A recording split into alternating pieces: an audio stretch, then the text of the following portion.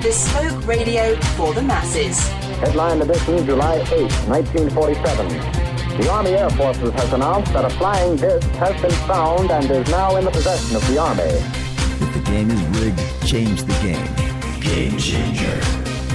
I occasionally think how quickly our differences worldwide would vanish if we were facing an alien threat from outside this world.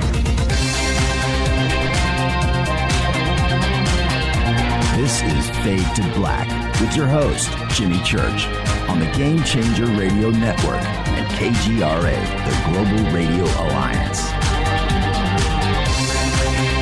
I need your help to get to the year 1985. You're listening to Fade to Black with Jimmy Church on the Game Changer Network.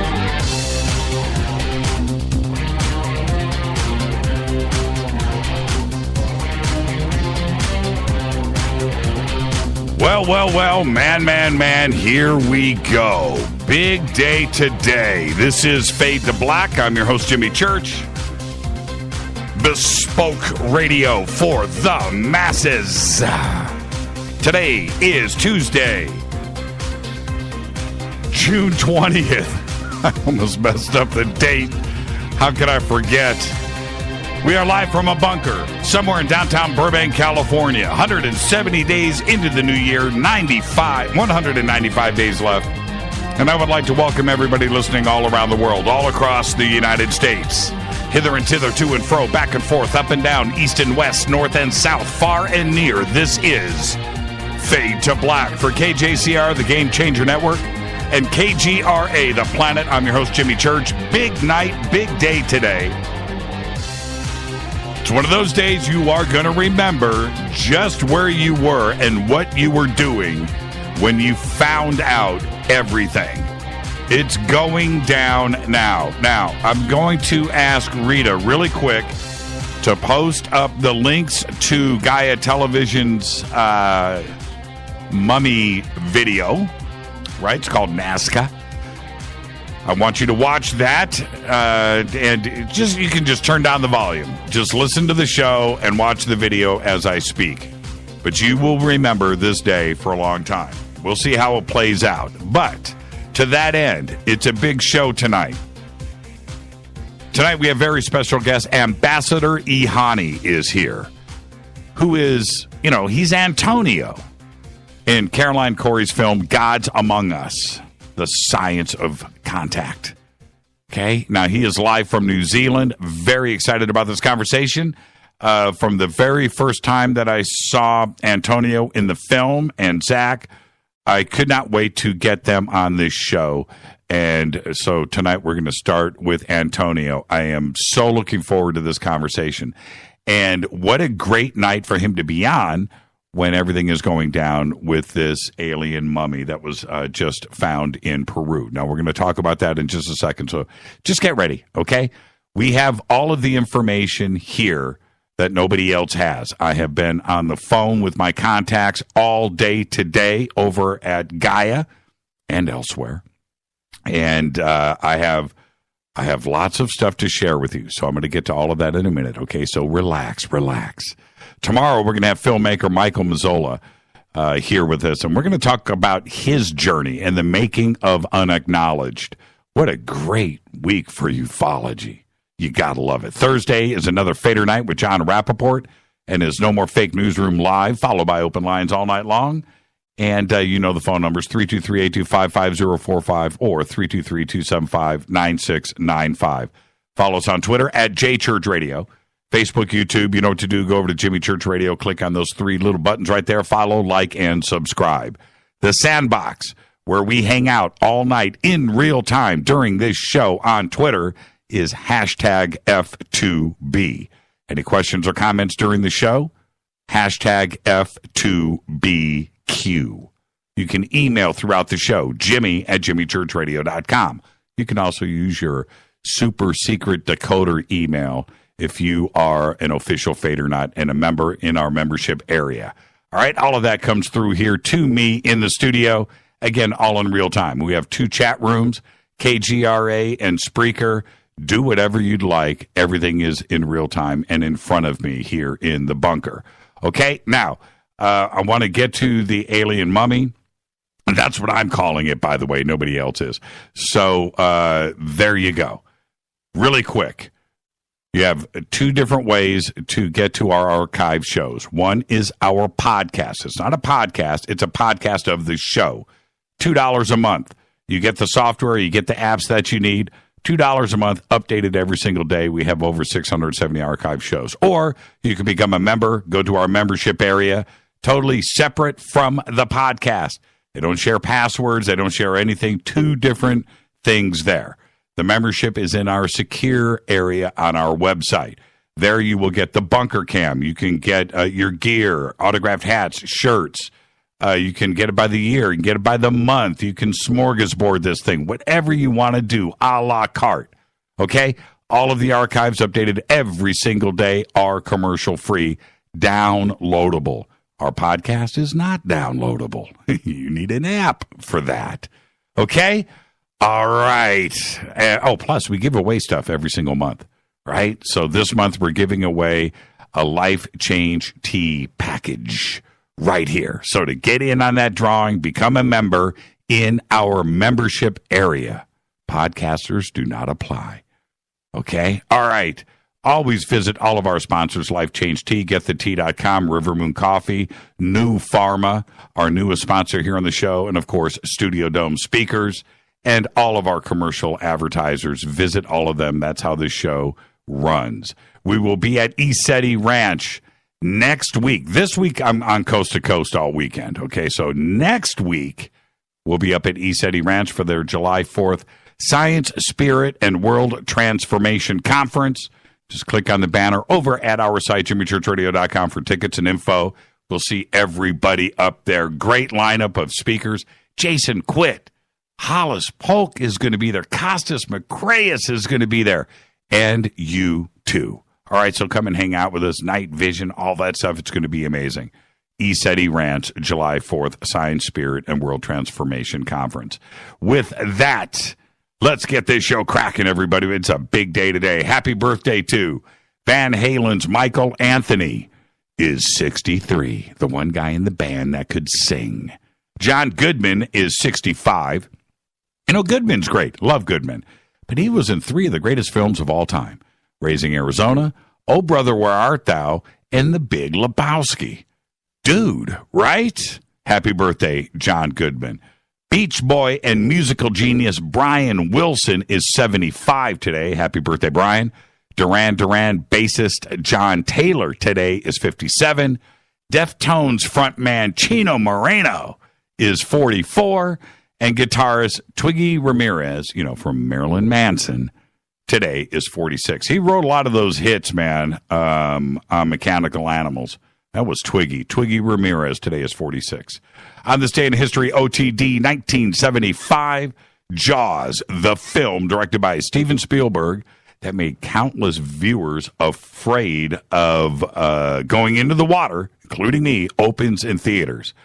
I'll never forget. I'm staying for a couple of weeks with my Aunt Carol in Michigan, who had a pool, built an in-ground pool in the backyard, that I swam in every single day. Loved that pool.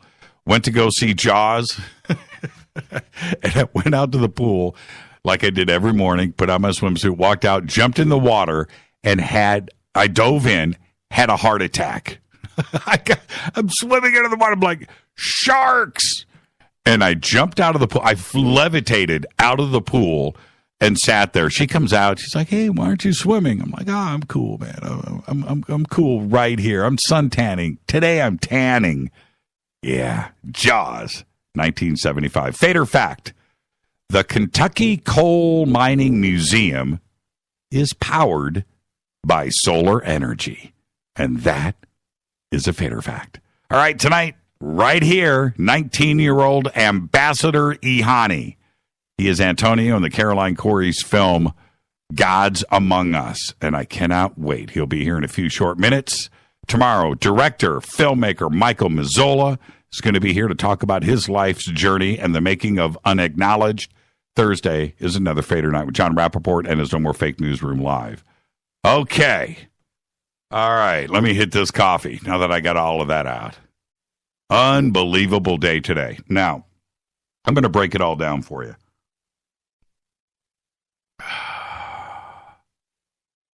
Yep. So today, Gaia released a video report of a mummy, or a mummy with its organs intact. You know, they did this today. So is it a mummy if the organs are still there?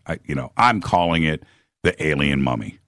So from here on out, when I refer to the alien mummy, I'm referring to the body that was found with its organs intact. Okay? All right. But this mummy has 3 fingers and 3 toes. Elongated skull. It's pretty bizarre. Well, 6 if you're counting both hands and feet. Okay, but let's just go with 3 for now so you know that I'm talking one hand. And before I get started here, let me say this. I was on the phone all day today with Jay Widener, and he is the Senior Director of Content for Gaia. More on our conversation in a bit.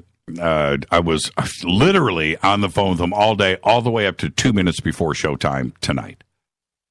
But with a video like this, we have to, all of us, move forward very, very slowly. So let's not put the cart before the horse just yet. We have had many smoking guns over the years, and when it comes to proof we are looking for with disclosure, it's happened a lot. And Jay said to me today, and I'm directly quoting him, quote, "I want disclosure now, and this may be the start of everything," end quote. Okay? Now, that is their position. Now, let me turn back the clock 2 months. Jay called me 2 months ago. I was in the car. He called, and he said he was sitting on something big and that they were waiting for some things to come in, but that he would be in touch. And I said, okay, when this breaks, are you going to do it through me? He said, Jimmy, I will absolutely, I said, okay, all right. So we're clear on that. Well, a couple of days later, I got a couple of pics that were leaked to me, and I had to sit on them. You've never heard me talk about it on the show. I kept it private. But in these pics, yes, I saw the 3 digits on the hands and feet, and they looked interesting, right? The images, I got 3. But without more information, I had to wait. I can't say anything, and I had to keep things on the down low until Jay got back to me with the test results. And with the Roswell slides still simmering on the frontal lobes of my head, right there, I brought that up with Jay. I brought it up with Jay. And I said, dude, by the way, the Roswell slides, And, okay, so we'll see. I've heard all of this before. With that in mind, and, it's on everybody's mind, and I get that. I know that Jay and everyone at Gaia are being very cautious because they have to. Okay, everybody knows what happened in Mexico City. And we can wind back the clocks. Just this week we had new MJ-12 documents pop up that are turning out not to be real, too, as well. Parts of it are, or what have you. But, it's the same thing. This is not the alien autopsy, the Roswell slides, MJ-12, it's just, we've seen this movie before. So I'm looking at the video with a healthy amount of skepticism, and I just explained this to Jay one last time on the phone right before showtime. Dude, and he said, you have to, we have to, that's okay. Stay skeptical. I said, good. Okay, so we're on that page.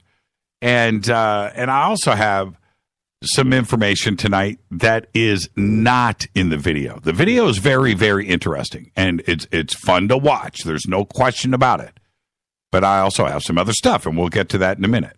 But the first question that we all have is this: how can this be faked? That's the first step. That is the first stage. You watch a video like this, okay, all right, how'd they fake it? when you first see the mummy, and if you haven't seen it, watch it now. We've got it up in Twitter, okay? When you first see the mummy, I thought of plaster cast, or I also thought of 3D printing. I swear that popped in my mind, 3D printing.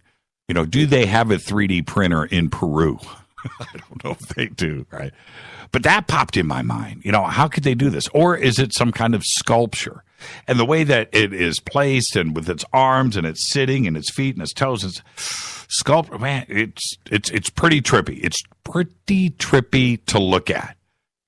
But the hands and feet, when you look at it, have these very long fingers and toes. I mean, long, you know, a foot long, 8 inches, 10 inches long.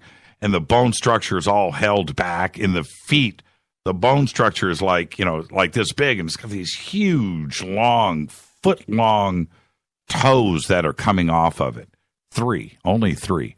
Very, very, very strange to look at. And the next question is, okay, so let's say it's a skeleton. Is there a known deformity like this in the past? Right? Has this happened before? And the next question that you have with this is the dating. Because although preliminary at this point, the carbon dating says it's between 245 and 410 AD. Now that's interesting. So that kind of removes the 3D printing aspect out of it. So you can kind of pull that out. Modern hoax. I'm not going there quite yet, but that kind of dating is strange. So, you know, pull that off. But, you know, there's ways to look at this. Maybe the piece of organic material that they pulled off of it, that did date, you know, to 245 AD. But what about the rest of it? What about what about everything else? So that still is out in testing. But that's pretty interesting to come up with that date. So at this point, all things being equal here, we can take out the modern hoax aspect. All right? Now, this is what is not in the video. I'm going to start sharing some only here on Fade to Black stuff because you're a fade or not. Okay? There are only 22 vertebrae in this skeleton. Humans have 24, not including the neck and the cervix and stuff, but in the back, 24. This skeleton has 22. The rib count is also different from humans. But we've heard all of this before. All of it. But Gaia says that they have brought in 2 medical doctors, a forensic biologist, and a former police detective, which is the same story that we had with the Roswell slides. And because they brought in this doctor, this anthropologist, this scientist, you know, they brought in all these experts, and apparently everyone was fooled. Right? Now, the difference here is those were slides. Here we have a physical, organic specimen. Totally different situation. But now I got to talk about something that's right there with everybody when you see this video. Yes, Jaime Maussan shows up, right? Oh, man. And that's when I just backpedaled. I have to. When Jaime Maussan showed up, I was just completely taken aback. And it's like, here we go again. And everyone knows this, including Gaia. Nobody is playing dumb here. And this is the first thing that everyone involved over at Gaia is going to have to answer and continue to answer. You know, it's Jaime, right? Okay. So you have to address this. But I'm stating the obvious here. Let's put Mr. Maussan in the background for a minute. Because to be fair, there is much in this video report that almost makes you forget that you saw Maussan in the first place. The CAT scans. The CAT scans were pretty amazing, and you can clearly see the internal bone structure, right? So it's not a plaster cast. It's not a sculpture. It's not something that's made, unless it's built around a human skeleton, right? But nonetheless, there is a skeleton that is intact. So it's not an ancient carving or something crazy that was done, 245 AD. What is that? 1800 years ago? It's pretty crazy. When you see them remove some of the tissue from the buttocks area, you can see that it's organic. You can clearly see that is what's going on. And that, for me, was the tipping point where I could back up and go, okay, all right. Okay, so this isn't, that's obviously very aged. That's very old. So what do we have here? We have an absolutely amazing video. We definitely have a skeleton that is intact. We have 3-fingered and toed skeleton with trippy bone structure. We have skin tissue, and we have internal organs. Now, we've got stuff that we can go and study. If the dating continues to check out and the DNA tests come back with something other than 100% human, then we can move on to the next stage, can't we? Let's say the DNA shows half human. Holy crap, right? Then what? What happens at that point? Does it get turned over to Harvard, Yale, Johns Hopkins, Stanford? Do we lose control of the chain of custody? Does the government step in? What is Peru saying about this at the moment? Are we going to hear over and over again that it's just some rare deformity? Heard this in the past. Or is this proof that we have been visited by E.T. in the distant past? What I want is this. I want this to be the one thing that can't be dismissed. That's it. That's all I want. That it's not a hoax. That it isn't modern. That's all that I want. That's it. Obviously, we need many questions answered here. Okay? I'm not standing behind anything at this point. I'm standing behind a pretty amazingly cool video. That's what I'm standing behind. But the questions are many. Who found the mummy? Where exactly was it found? I know the city. Is there going to be an archaeological dig at the site? What is the internal organ structure? The lungs, the heart, the digestive system. Is it human? Is it in different places than human? What about blood and blood samples? How about testing of the bones and bone marrow and everything else? The bones are intact. Counting the bones. I mean, every single one. How did it die? How did it die? The body is so complete, I think we can have an autopsy at this point. How did it die? It was found in a sitting position. What was it sitting on? Why was it sitting?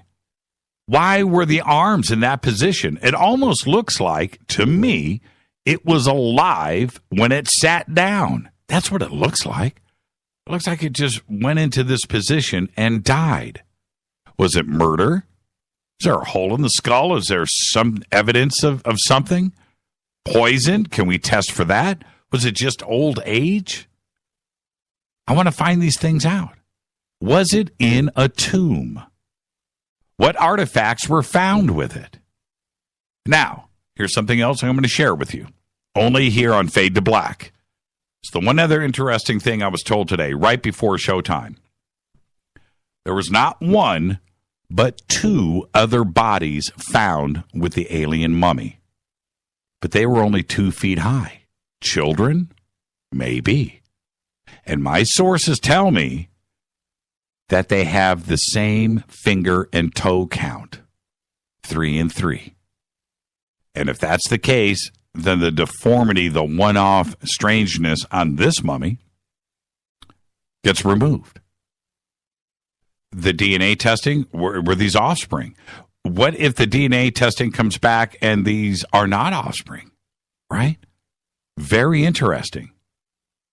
I was told right before the show that Gaia is spending an enormous amount of money. They are going to do all of the testing and scientific analysis possible. No expense will be spared. They truly want disclosure. And that was the one and last thing that was relayed to me before the show tonight. These are indeed exciting times for sure. Remember the first time you saw the movie Alien, right? That's what I was thinking about today. And you saw that giant alien skeleton sitting back in the chair looking at that telescope. You remember that, or whatever it was? And you said to yourself, now, that's an alien skeleton. That's what I want. And today, we just took a giant leap forward. Maybe. This is Fade to Black. I'm your host, Jimmy Church. Tonight, right here, Ambassador EHANi is going to be live from New Zealand. Very exciting. He was featured in Caroline Corey's film, Gods Among Us. Live from New Zealand. It's going to be cool. Antonio. I'm your host, Jimmy Church, on the Game Changer Network and KGRA, The Planet. I'll be right back.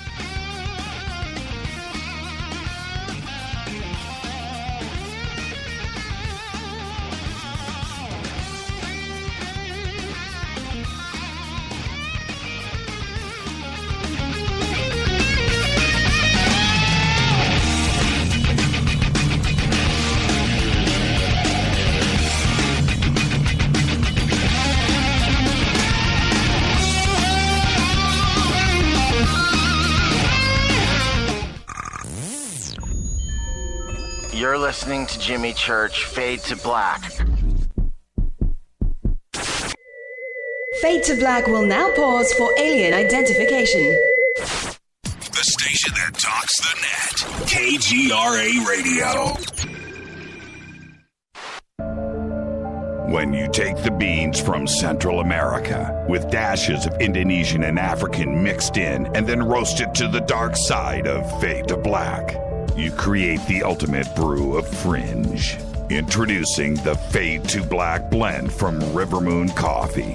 Yes, Rivermoon's darkest customized roast was created for the love of Fade to Black. The alchemy of masterful roasting and smoking the beans is in every sip of this full-bodied, dark Java. I need my coffee dark, deep, with distinct bittersweet chocolate highlights, just like the bunker.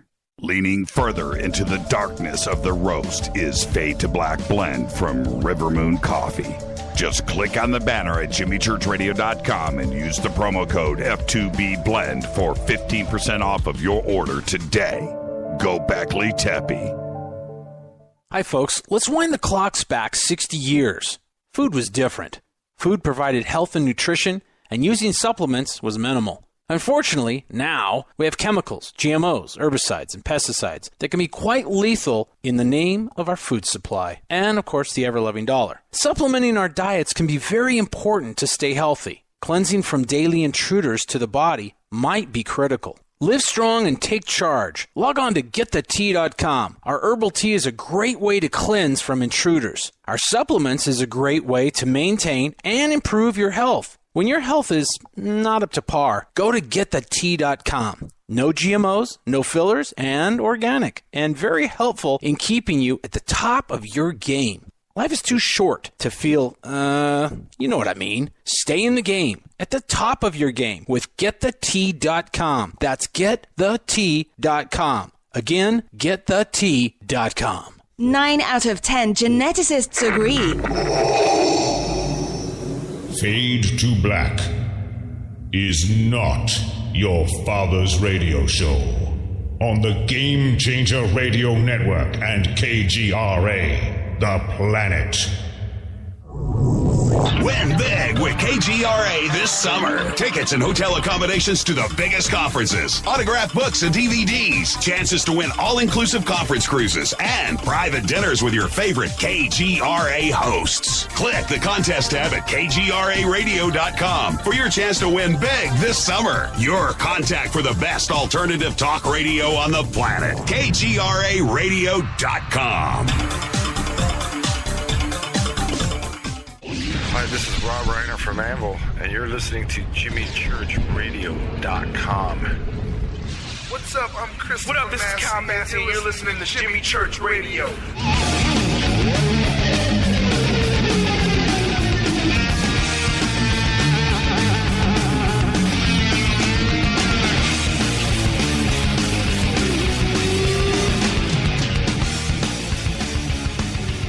All right, crazy day today.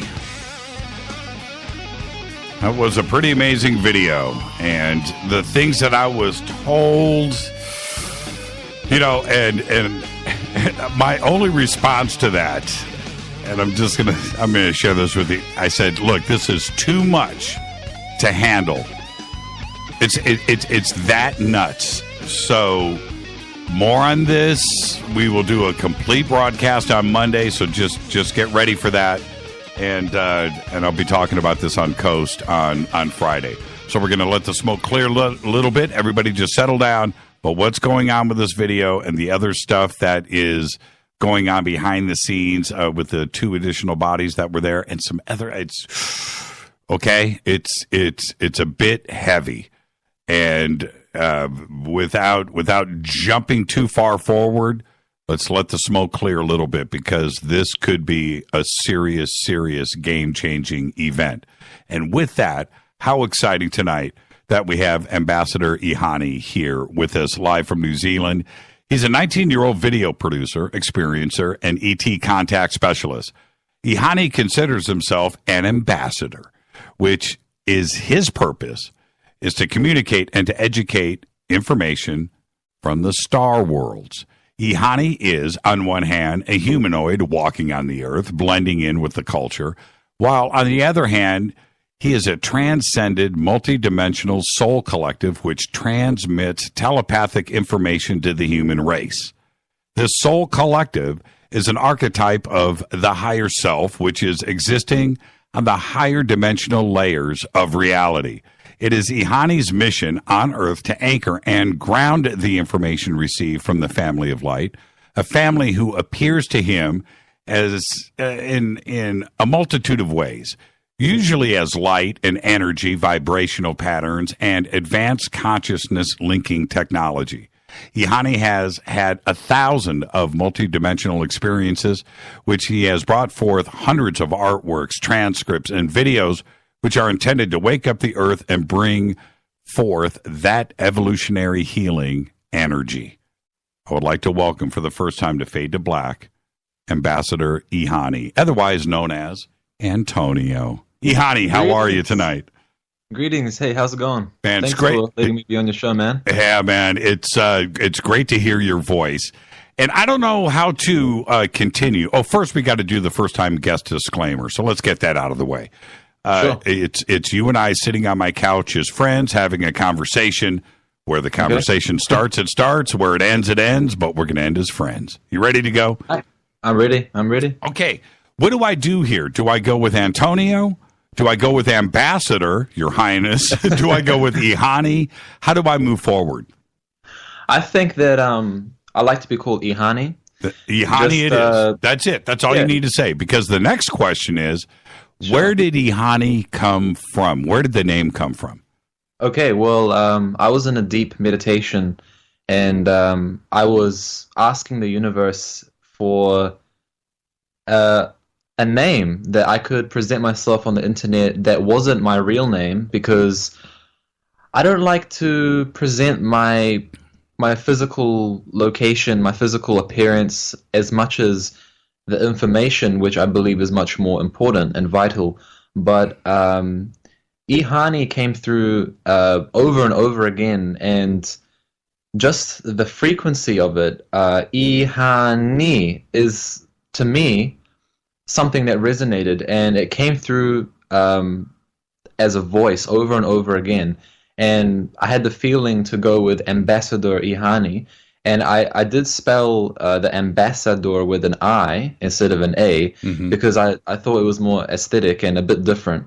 I believe in the power of creativity. So it's not so much the literal meaning of things or the literal placement of words. It's, everything is, it's okay to call yourself a name and to create a uniqueness around things, because I believe that has validity. I believe that's a way of expressing yourself. So yeah, I did go with Ambassidor EHANi, and EHANi is a archetype. So you don't have to literally believe in EHANi. It's just simply an expression of myself. So, but I do believe that there is an aspect of my consciousness that is multidimensional and is beyond this physical temporal reality. I've had experiences thousands of times with this consciousness that it is beyond our realm, yet it needs humans to receive this information. So that's why I broadcast myself as Ambassador EHANi, so that it gives people a feeling that I'm not coming from my ego. I'm coming from a space of higher consciousness. I'm not really trying to transmit myself so much as an alien, but I like to play with that concept because that's a large part of my experience. So yeah. Are you sure you're only 19? I almost want to ask for ID right now. And let me just say this. When I first saw you and Zach in the film, I stepped back and went, holy crap, they're talking. I interview, I can't tell you how many people I've interviewed. I don't know. The number is a big number. But I've interviewed PhDs and people that, 60 years old, 50 years educated, and that don't come across as together as you and Zach do in this film. I stepped back and I was like, it's like, I hate hearing, well, he's an old soul. Well, that's overplayed. But are you sure you're only 19? Do I need to see ID here? Well, everyone tells me that when I meet people, they think that I'm older, that I'm in my mid-20s. But I think that when I was a child, when I was a kid, I always wanted to grow up. I didn't like being a child because I felt like I wasn't taken seriously, and I felt that I needed to be older to present myself properly because then people would understand me. So I went through this sort of a dilemma where I felt like there was a limitation placed upon me when I was younger. I felt like I know how this must sound, and I apologize for everybody listening that this might be too much information, but please just listen. I have so much to share. I have so much to give, and I'm not making things up. This is all real. All of this that had happened to me. All of these experiences, all of these visions has really shaped me for who I am today. And I really do want to let everyone know that I am coming from a place of truth, and I'm not here to deceive anyone. I'm here only to share what I believe is going to help our planet transition to a brighter future. But people always say that I seem older, that I appear older. But that's okay. Are you in touch with other, I don't want to use children. Well, yeah, I can say that. Yes. Are you in touch with others too? Yeah. I grew up in a very unique type of high school or senior high school where, it was very laid back. You could wear whatever clothes you want. Their teachers were actually not allowed to shout at you. If you wanted to wag class or, if you wanted to do anything, you could do anything. That's the kind of school that I went to.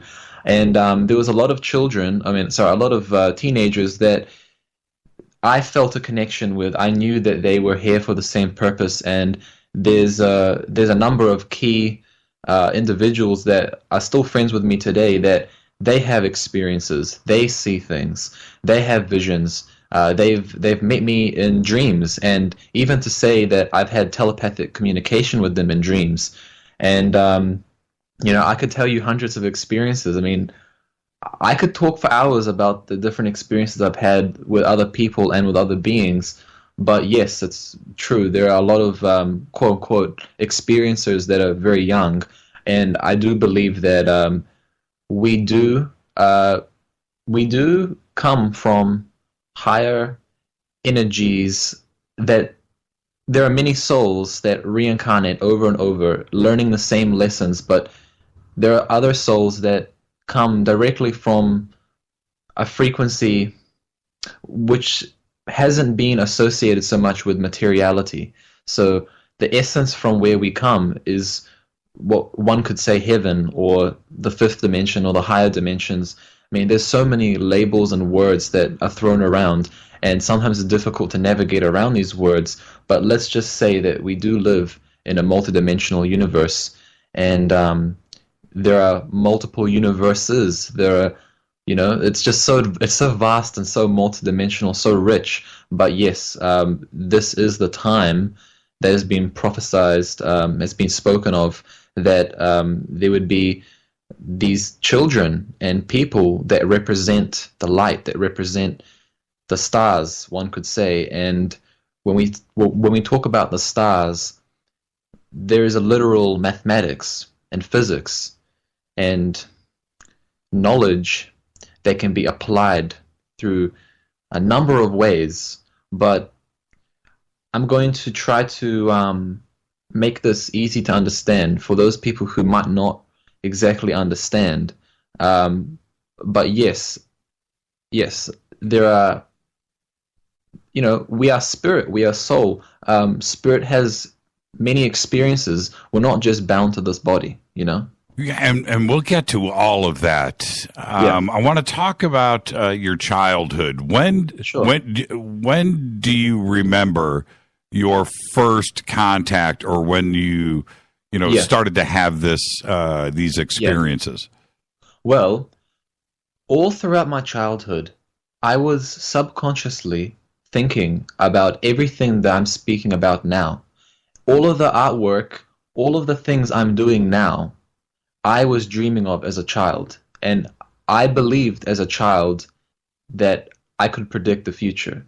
And till this day, I still believe that I can perceive the probability of the future. As a child, ever since I was a child, especially the very young phases, I had a faded memory. I felt like something had happened to me. They had vaccinated me.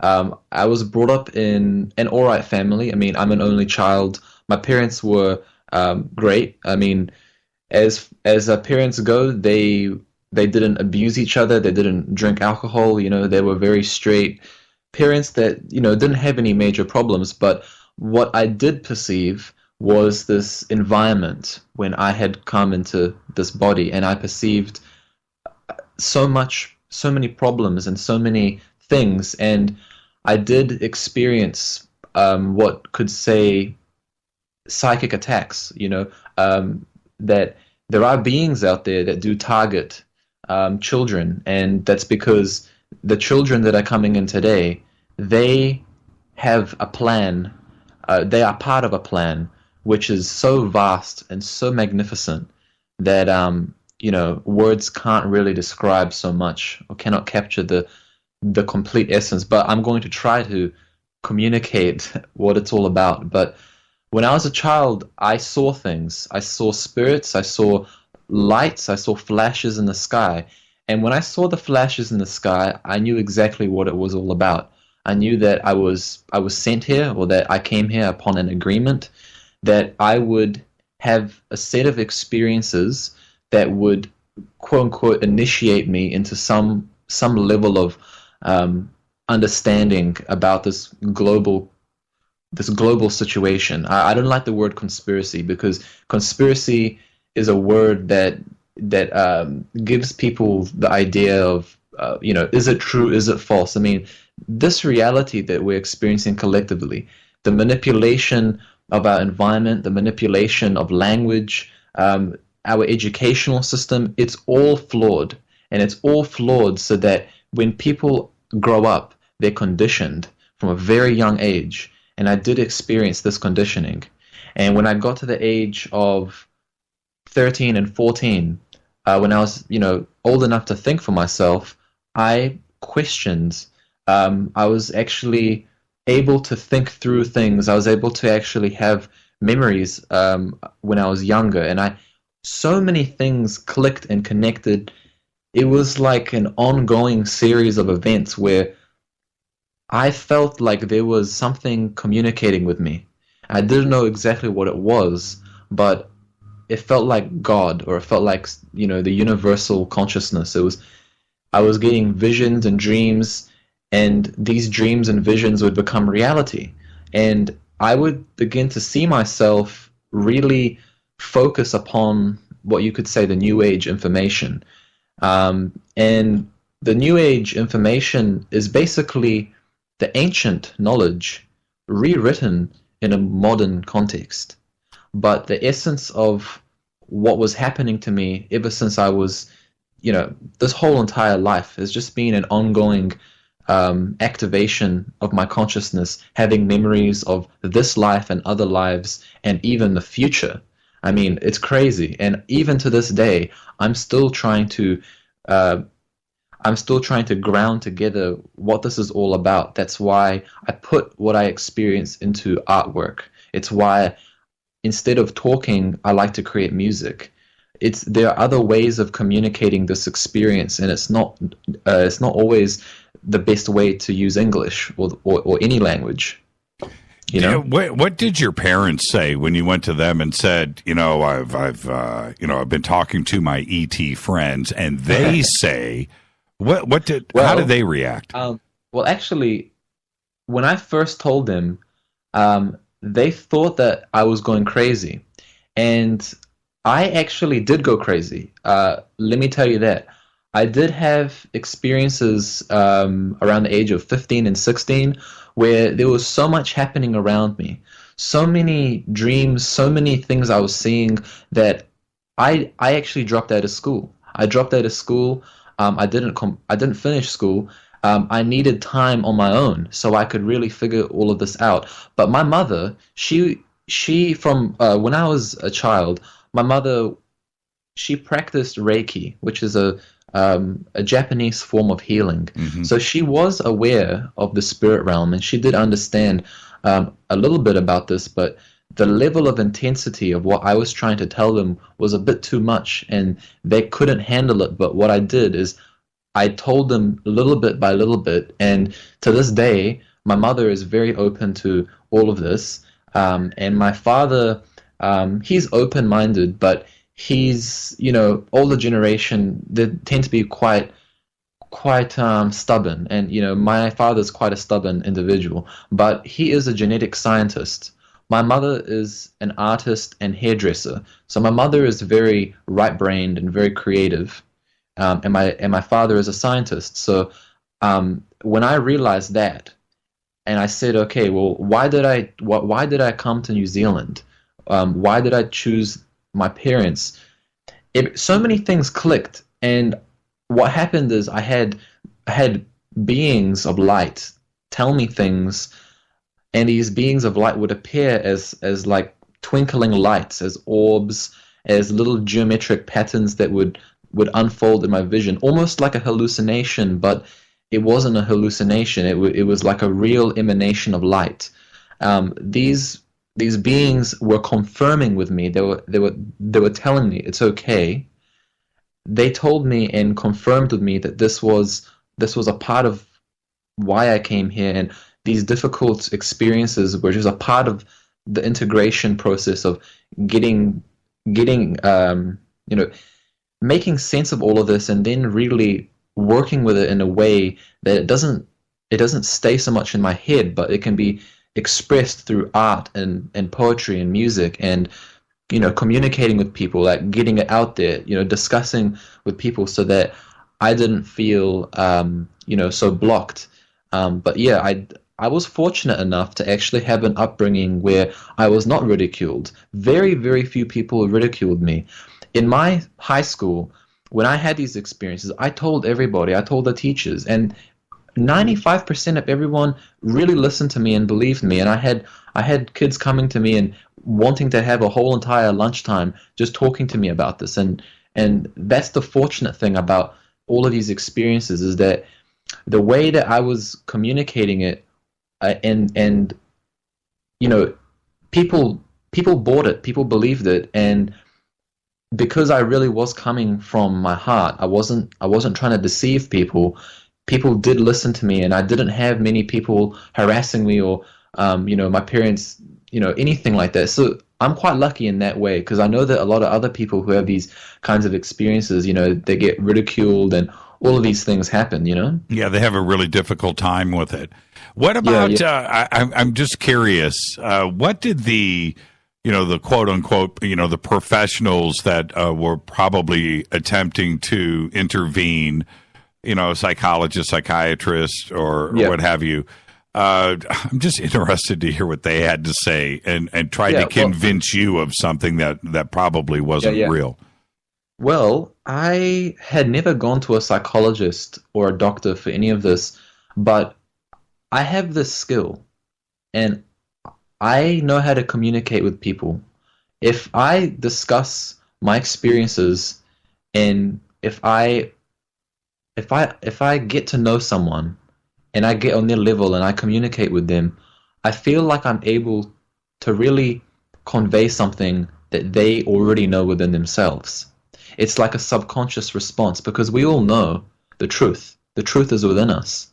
And the truth is seemingly clouded because of all of these habits and addictions and conditionings that we have when we are, when we're brought up in this world. So when I had professionals, maybe teachers, university, well, I went to university for half a year. I dropped out, but I did talk to a few university professors, and you could tell that, people really do know the truth. It's just it's distorted in a way, because, language, the way that we convey information is not the correct way to convey information. You see, information at the very essence is energy. And what is energy? Energy is light.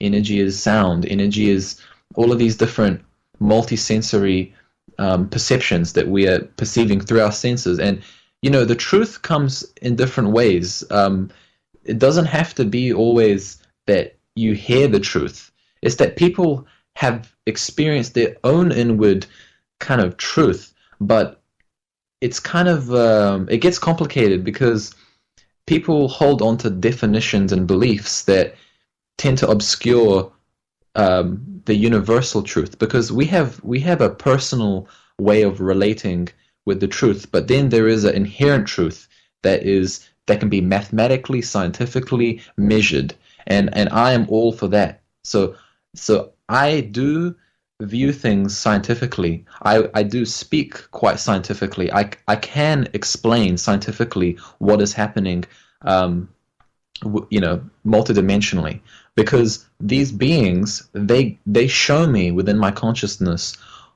They show me the physics. They show me the mathematics, and that's why I make artwork. That's why I like to make it holographic. So it's not so two-dimensional. It's not so, it's not so like that. When you can show someone something, like, for example, when I was in high school, these beings, they told me that it was my purpose to create, well, let me just reword this. They didn't tell me to do something. They said that this is most likely what you will be doing. And it was architecture. It was like I could envision in my head the perfect architecture that would bring people to their knees. Like, I'm talking futuristic temples of light, where the electronics illuminate everything, where there is a specific accuracy, that the design is mathematically perfect, that things are perfect. And I began to have visions of the pyramids and the prisms, right? So I created a pyramid model, and it took me almost a whole year to make this. And at school, we were given a Wednesday. Every Wednesday, we were able to do whatever we wanted. This is a really cool school, by the way. Right. There's not many schools that have this, but every Wednesday, you were able to focus on any project, and the school would pay $200, up to $250, to fund that project. So the school literally paid for all of the wood, paint, clay, everything. And I got down and I created this temple, this pyramid temple. And it's on YouTube. There's a video of me explaining what this pyramid would do. But pyramids, there is so much about the geometry of pyramids and prisms that is a very real technology that is already used today. Right. It's just so precise and so beautiful that you can't read about it and understand it. You need to contemplate it, dream it, view it in different ways. You have to see other people's perspectives. You have to go to the past. You have to see how they designed it then and see how it could be applied now. This is a very, very multidimensional conversation. I mean, I could go on for hours just about pyramids because that's what these beings have been telling me about. They've been telling me about pyramids and the alignments of different magnetic axes in the universe and how the sun is an infinite reservoir of energy that we can harness everything from the sun. We'll get to all of that in a second. We have to take a break right now, so we'll do that. But I'll say this: when I go to different conferences and festivals, there'll always be somebody there with a giant pyramid, made of metal that you sit in the middle of, right? And they'll always go, "Come on, Jimmy, you've got to check." I was like, you know what? No, because I know there's something going on there. I do. There's no question about it. I just don't know. I agree. I just don't know if I could backpedal and undo. But there is a definite energy there. There's no question about it. Our guest tonight, Ambassidor EHANi. You remember him from the film Gods Among Us. He's live with us from New Zealand. This is Fade to Black. I'm your host, Jimmy Church, on the Game Changer Network and KGRA, The Planet. We'll be right back.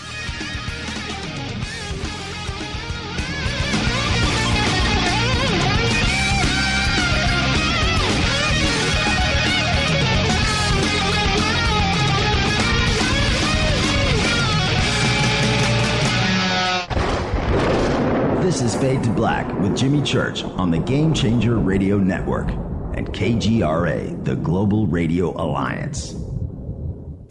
This is KGRA Digital Broadcasting Station, Salt Lake City, Utah, Van Buren, Arkansas. Hello, I'm Kathleen. You're listening to my main man, Jimmy Church, on jimmychurchradio.com.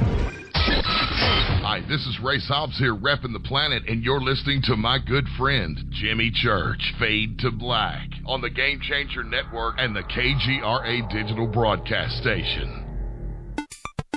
This is Toby Kebbell. You're listening to jimmychurchradio.com. Don't hurt me, Jimmy. I'm only little. Hey, I'm Adrian Grenier. And this is Ari Gold. We're the Honey Brothers. Yes. We're of the Honey Brothers. Hey, I'm Adrian Grenier. And I'm Ari Gold. We're the Honey Brothers. And you're listening to Jimmy Church. The Revolution. Ancient Life Oil. Life-changing. The real oil. CBD is truly ancient life oil from the source. This oil has no psychoactive effect and is also legal in all 50 states. When you're healthy, you're happy. The truth about this wonderful plant is that it wants to give back to mankind life, longevity, and happiness. Ancient Life Oil are golden grade, all organic, non-GMO, and infused with high-quality liquid coconut oil. It's simple. Just go to ancientlifeoil.com today.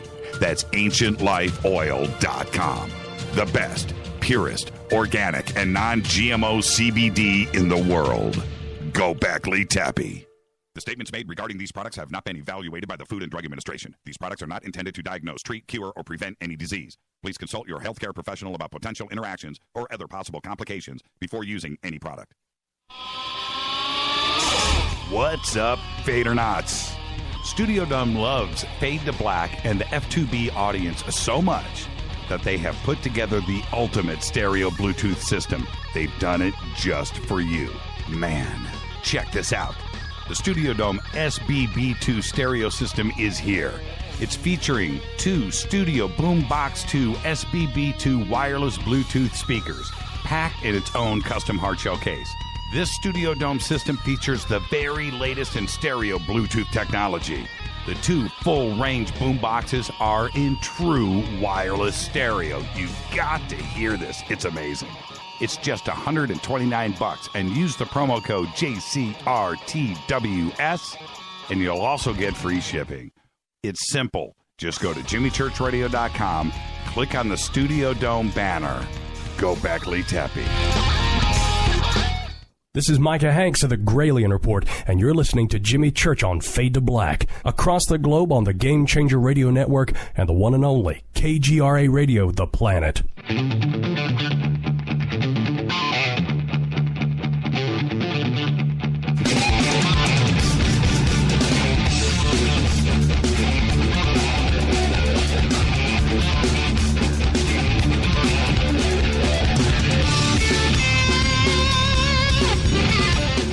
Welcome back, Fade to Black. I'm your host, Jimmy Church. Follow me on Twitter at JChurchRadio. Simple enough. This portion of the broadcast is brought to you by River Moon Coffee, makers of the Fade to Black blend. It's dark, complex, and smoky. Just go to the River Moon Coffee banner over on our site. Use the promo code F2BBLEND, and you're going to get 15% off of your order. Our guest tonight, Ambassador EHANi, live from New Zealand, and he was featured in the film Gods Among Us that not only we've talked about on this show, but Coast to Coast, and his presence in the film just blew me away, and I couldn't wait to get him on the show, and here we are tonight. Now, EHANi, what I want to ask you a couple of questions for myself. Let me indulge myself for a second. Sure. E.T., into music? Do they listen to music? Music is the very essence of medicine, of nutrition, and of the alteration of matter that these beings, and I'm saying 99.9% of them, they use sound to do everything. Have you listened to their music? Yes, actually. They send me, time to time, this music, which sounds so beautiful. It's like electronic, like ambient. It's very it's very specific for whatever they want to do. So at certain points in time where, let's say, the body is very tired or needs healing, if you lay down and you're very psychically attuned, you're very sensitive, right? You can tune to the starships and you can have an interaction with them. But the way that they communicate is it's very unique because the frequencies that they use creates a pattern in your consciousness, cymatics, the study of waveforms. They put sand on a plate and then the plate is vibrated and it's creating like a little design. Mm-hmm. That's a similar thing to how they're able to communicate with each other, is that they use very high frequency electronic signals to transfer patterns and information, and the same thing humans are able to do in their own consciousness. Humans, if they train themselves, if you train yourself, you can transmit frequencies, and you can also alter things around you. You can change the weather, you can heal your body, you can heal another person's body. These beings, and I don't like to point out that they're from a particular star system, because these beings, they tell me that they represent all star systems. They have a network, and it's like a great, vast, universal, how to put into words. It's a network. It's a unitedness of a network, of unities upon unities, sure. and the basis upon the way that they do what they do is seemingly very, very related with music and frequencies and vibrations. Yes. What about our music? Do they like any of it? Are they like Beyonce bad, Van Halen good? Do they appreciate what we do here? I think they do. I think that they view everything unique and beautiful, and they view themselves there's no separation between us and them. We are the aliens. We are engineered. We were altered multiple times through our history. There's no doubt about it. Both the negatively oriented ETs as well as the positively oriented ETs, they like music, but the negatively oriented ETs, they like the music that creates distortion and because music can be used for harm as well. Like a lot of the mind control that the government is using uses certain frequencies, and that can interfere with consciousness. And it's like everything is vibrational. Everything is a vibrational frequency, and when you actually measure the universe in terms of frequencies, that's the proper way to do things. Did a truck just go by? Is that what I heard? Because I'm underground. I'm in a bunker. Wow. And that was loud. Wow. Did you hear that? No, I didn't hear it. Oh, maybe it was. I'm not sure. Because if that is something going overhead here, I'm not leaving the bunker. I'm staying down here. Let me. Okay, so there's that aspect. What about some other things? Clothing, artwork. Are you able to see any of that? Yes, I believe that the majority of these beings, they can manifest into, like the materialization of an object. That the majority of these beings, they exist on a high state of energy that's not a material energy. It's like an ocean of energy, right? So if they want to appear at any point in space, they can do so. And if they need to, they can design themselves anything. But once again, there are different types of beings. Right. The majority of these beings are highly advanced. They already have time travel. They already are able to telepathically communicate. They already understand what there is to understand. But there are some beings that do wear suits and clothing, and the reason why is because they need to shield themselves from the environment of, for example, the Earth environment or the galactic environment. I mean, you have to understand this universe. The environment out in space is very harsh. There's so many frequencies from different stars, and all these gamma waves and X-rays. And if a spaceship or if a being materializes in a given space, they would need a certain level of protection. So that's why they create the energetic field, or they create themselves let's say a clothing that would be able to adjust, for example, the temperature of their body and the various frequencies that would be required to keep their biological system functioning. Well, have you seen, I understand the light beings part of it. Have you seen them take a physical form? I have. Tell me about that. Many times. I see the ships. I see the ships materialize all the time. In fact, I'm looking out the window right now, and I'm definitely seeing some activity. But I've had visions of different beings. I've had visions of. I've had a few visions of the humanoid aliens, or not, I don't like the word aliens, but the human ETs, and I have seen the reptilian and feline ETs, and if I can remember, they do have some sort of tight-fitting costume, but the majority of the contacts that I have, these beings tend to appear as an energy of light, or as a vibrational texture, but it's very difficult to actually describe.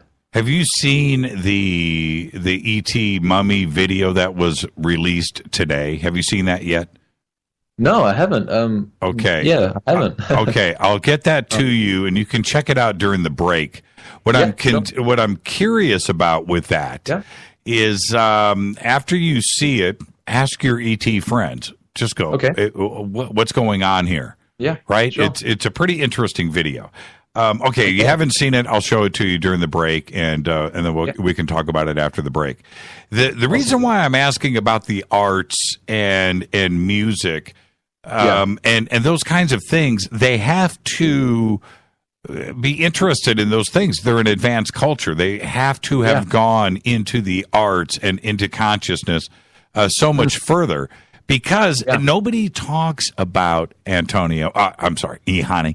Nobody talks about, when I went here and I went there and I was hanging out with them, I never hear about when they're walking down the hallways with their pictures on the wall. Was there music playing in the background? Well, I'll tell you that the beings that utilize light as the very quality that they exist as light, the quality of light itself is very unique because, if you have ever looked into Dan Winter's work, how he describes, waves and waves upon waves, and how there are internesting Fibonacci spirals and all these crystalline structures which are manipulated through sound. That's precisely the great art that these beings utilize. This art, it's not like there is hanging pictures on the wall. Well, maybe there is for some other civilizations, but the very advanced ones, their entire craft, the entire homeworld, there is this quality of this kind of electricity. It's like as if you were in an ocean of electricity, and this electricity was connecting things in a number of ways simultaneously, and there's all these things going on, but the way that these things were going on were in a geometric way, in a very specific way, hexagons and pentagons and dodecahedrons and very complicated star cubes and very beautiful kind of geometric holographic visual moving things. Yes, I have seen these things, and I've seen these things in meditations. When I meditate and I go deep in consciousness, I can remote view the higher dimensions, and it does feel like very, very flowing with energy and information, but the information is the energy, and the only way you can really make sense of that energy is if you've developed your consciousness, as if you've developed your inward sight. And for those who don't know, there is a gland in the brain, which is the pituitary gland. That gland is the master gland that modulates all the endocrine glands in your body. This gland is light sensitive. So what does that tell you? The very essence of the brain is based upon light. Light. And what obviously about the pineal gland? Yeah. So the pineal gland perceives light frequencies, and the void, which is black, which is dark, which is the space in which things occur, that pineal gland activates in darkness. So that's why when you close your eyes and you're not receiving so much light from the outside, your pineal gland stimulates and is activated. Now, the pineal gland, in many cases, needs to be slowly activated. You have to meditate you have to do very basic procedures at first. And there's one thing I need to tell everybody: don't run into this new age information or all these spiritual protocols. Don't run into it so quickly. You have to be very careful, because if you open your consciousness too quickly and you're having too many experiences at once, it can really be quite difficult. So that's why when it comes to spiritual development, it should be a very gradual process. Now, in my case, I was activated. I had beings giving me electrocutions in my sleep, but these electrocutions were actually activating my nervous system, and they were telling me that they were preparing me for the right time where I would have to vibrate on a higher frequency and all of these things. In my case, I came into this world with a certain intention. I needed to wake up fast. I needed to do this work quickly because there's not much time. This world is going through something very heavy right now. And what we need to do is we need to adjust ourselves. But if we adjust ourselves improperly, if we do things incorrectly, it can damage us. It can actually cause damage. And when it comes to spirituality, there is a danger involved. You know, you don't want to throw your baby in water if it doesn't know how to swim. And that's the same thing as many people who go into these procedures or techniques, you know, or they're drinking these magical elixirs such as the Monatomic gold, which I have experienced. But, you know, you have to be very, very careful with all of this. You know, everybody should have a healthy skepticism. Everybody should have their own experience. You know, that's my message. Be very careful, but don't have a closed mind. But don't open your mind too much. You have to be balanced, you know? I've just sent you the link. So sweet. Yeah. Thank you. Yeah. Let me know if it popped up. Yeah. Yeah. You got it? You got it? Okay, good. Okay. Yeah. You mentioned earlier, because now you're talking about communication right now. Yeah. How does that communication occur? You mentioned earlier about a language inside of a language. Is that unspoken? I mean, can you expand on that for me? Well, there is a language which is the origin of languages. I mean, this language is a universal language that the stars communicate, that the plants use to communicate cell to cell. There is a language in the body. There is a language in nature. This language is the language that relays itself through patterns and through cycles and through specific vibrational frequencies. The English language, you see, what happened in the past, Babylon, 5,000, 6,000 years ago, humanity began to go into the Dark Age, and there was a bit of manipulation occurring. And certain beings presented themselves as gods. These beings looked like half serpent, half bird, half human, and they looked enormous. And these humans thought they were the gods. And these humans, there was, genetic tampering. And what had happened is that these beings gave the early human civilizations in certain parts of the world a language and a way of viewing the universe, but this language is not. This language actually prevented the humans from activating the most deepest parts of themselves that would allow them to communicate with God, not with the gods, but with God, with the universe. And that communication occurs through the body and not through the stimulation of just the language receptors. Energy, for example, when you get certain stimulation through the senses, that translates in your body. And when you get specific types of sensory stimulation, that can stimulate certain hormones and certain receptors in the brain, and these receptors in the brain look like trees, right? So these trees and these patterns are like, it's like a cellular communication, and it's functioning from the light of the sun to the gravitational quality of the planet to the connections of other suns. And this is a huge conversation. I mean, I could go on for hours about this, but let me just say this. Every star, every sun in our universe is communicating with each other.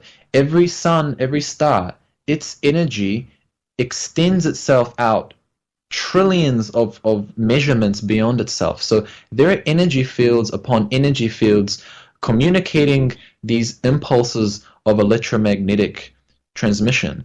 And the communication from the sun reaches the earth, reaches the plants, reaches our bodies, and then it stimulates and creates certain changes in the organism.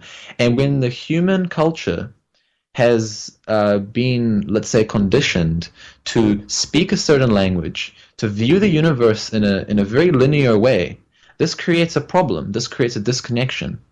And so what we say is that light is information, and light is all around us. And if we tune within ourselves, we are able to receive that light, and that light informs our DNA.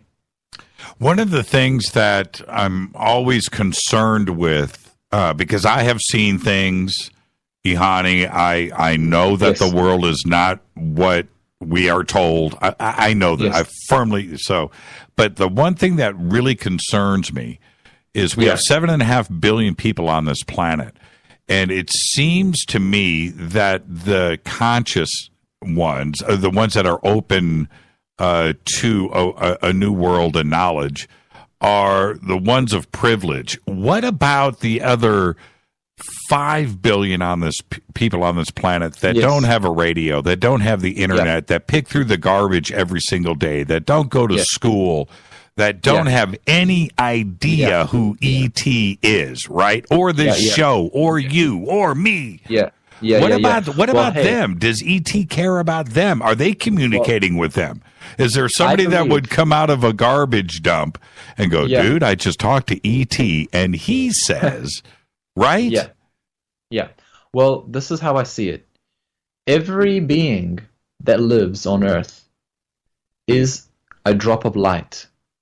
And that drop of light can have impurities. And these impurities can be, picked up. We all have impurities, where none of us are perfect. We all have challenges. We all have difficulties. But you can only grow in darkness because the seed is deposited in the mud. The mud makes it difficult for the seed to receive the light, but in the right time and in the right environment, that seed grows. And when the seed receives its structure of a sapling, and then that sapling grows into a tree, in time, all become the fruit. And that is the way that I see it. Every soul that lives on this planet has lived before and will live again. So it doesn't matter how impoverished we all are, in whatever way that you perceive it, there will be a quality of evolution that's inevitable, because that's the law of the universe. There's always evolution occurring. There's always change. Now, what's happening globally is really bad. And I've seen and felt and researched and understood most of it, really. But I still believe that if we work together and if we create networks, both online and in person, like these networks can become reservoirs of nutrition. Not nutrition to feed the body, but nutrition to feed the spirit. Mm-hmm. And this spirit grows within us. And if this spirit becomes abundant, then the individual becomes what we could consider a master, or perhaps an enlightened sage. Because when your light becomes very strong, you can transfer that light to another being. And that's precisely how the ancients have seen it. You see, every culture on this planet, there is truth. There is truth in every religion. There is light within every being. But the situation is complicated because we're up against a war, a conflict where there are other beings that are trying to interact and intervene with the natural processes of life. And these beings, they enjoy that. They find pleasure in that. They're self-serving. They take because they can take. They have the power to take. But they cannot take from us unless we give them power. And the truth is, the darkness lives within us, but so does the light. And when there is balance, then the individual becomes in tune with the life force. And when the positive and the negative is balanced within you, you have a very vast amount of resource within you. And that can be trained, that can be taught to every single child, that can be taught to every being. Now, the controversy with religions and mysticism, I understand. It's slightly difficult because there's so many different religions and so many different mystical procedures, but there is a science which is emerging in our world, and this science is going to be measuring the electromagnetic impulses of our body. It will see where the deficiencies are and where the overabundances are, and balance will be occurred. Balance will be the process of health in our future. But this technology is being suppressed. There are forces in this world. Yes, we're going to head towards a break right here. Sure. So let's do that. We're going to pick this up when we come back, because that's the obvious question. If E.T., one of the many obvious questions, if E.T. is here to help us, then why do we have cancer? Why do we die? Why do we have the suffering? Why don't we fix all of this? And what are they waiting for? We'll answer all of those when we come back. Our guest tonight, Ambassador EHANi, live from New Zealand. This is Fade to Black. I'm yours, Jimmy Church. Follow me on Twitter at JChurchRadio. All of your Twitter questions are being asked. We'll be right back. Stay with us.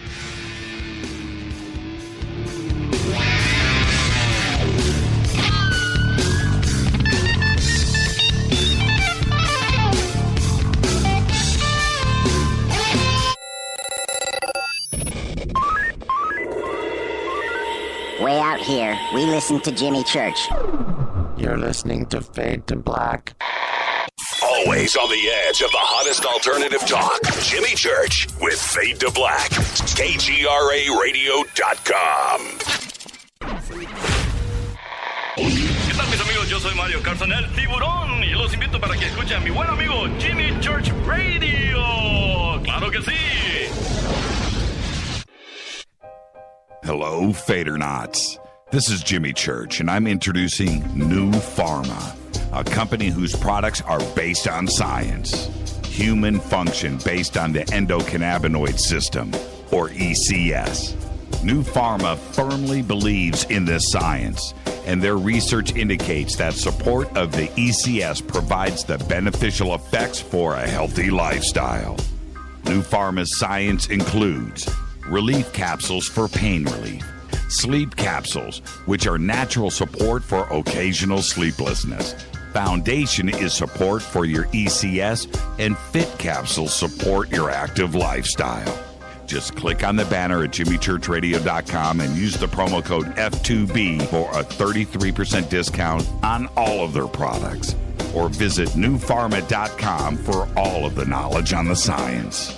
That's GNUpharma.com. Go back, Lee Tappy.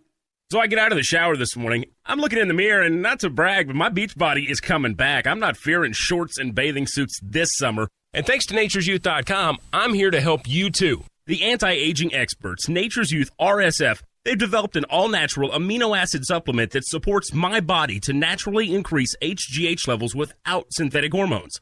You see, HGH, or human growth hormone, it's produced by the pituitary gland, and it's essential for growth and regeneration of my cells and tissues.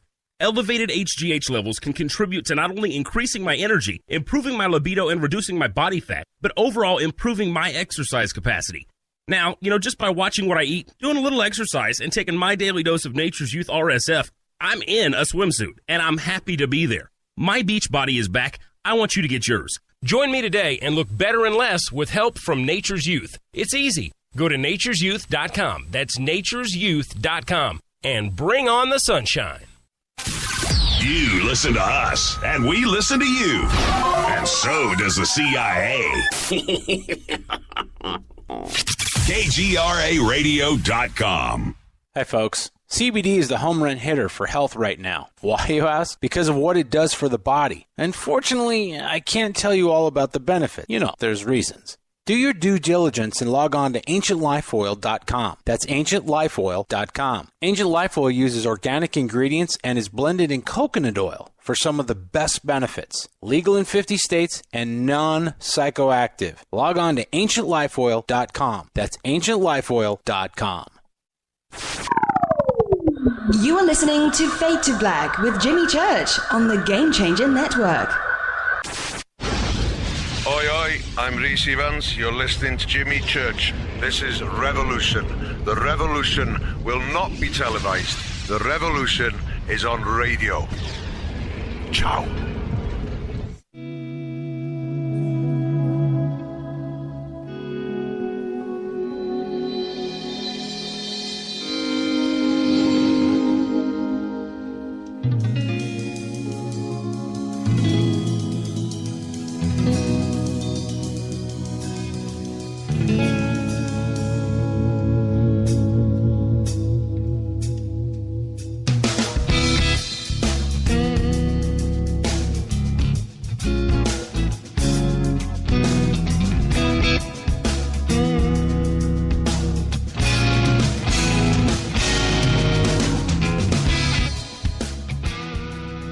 All right, welcome back, Fade to Black. Our guest tonight, Ambassador EHANi, live from New Zealand.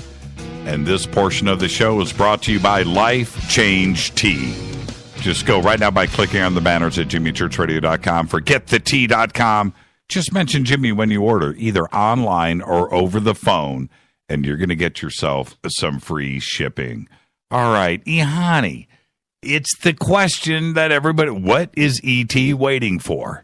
Why all the suffering if they could fix it all for us right now? Yeah.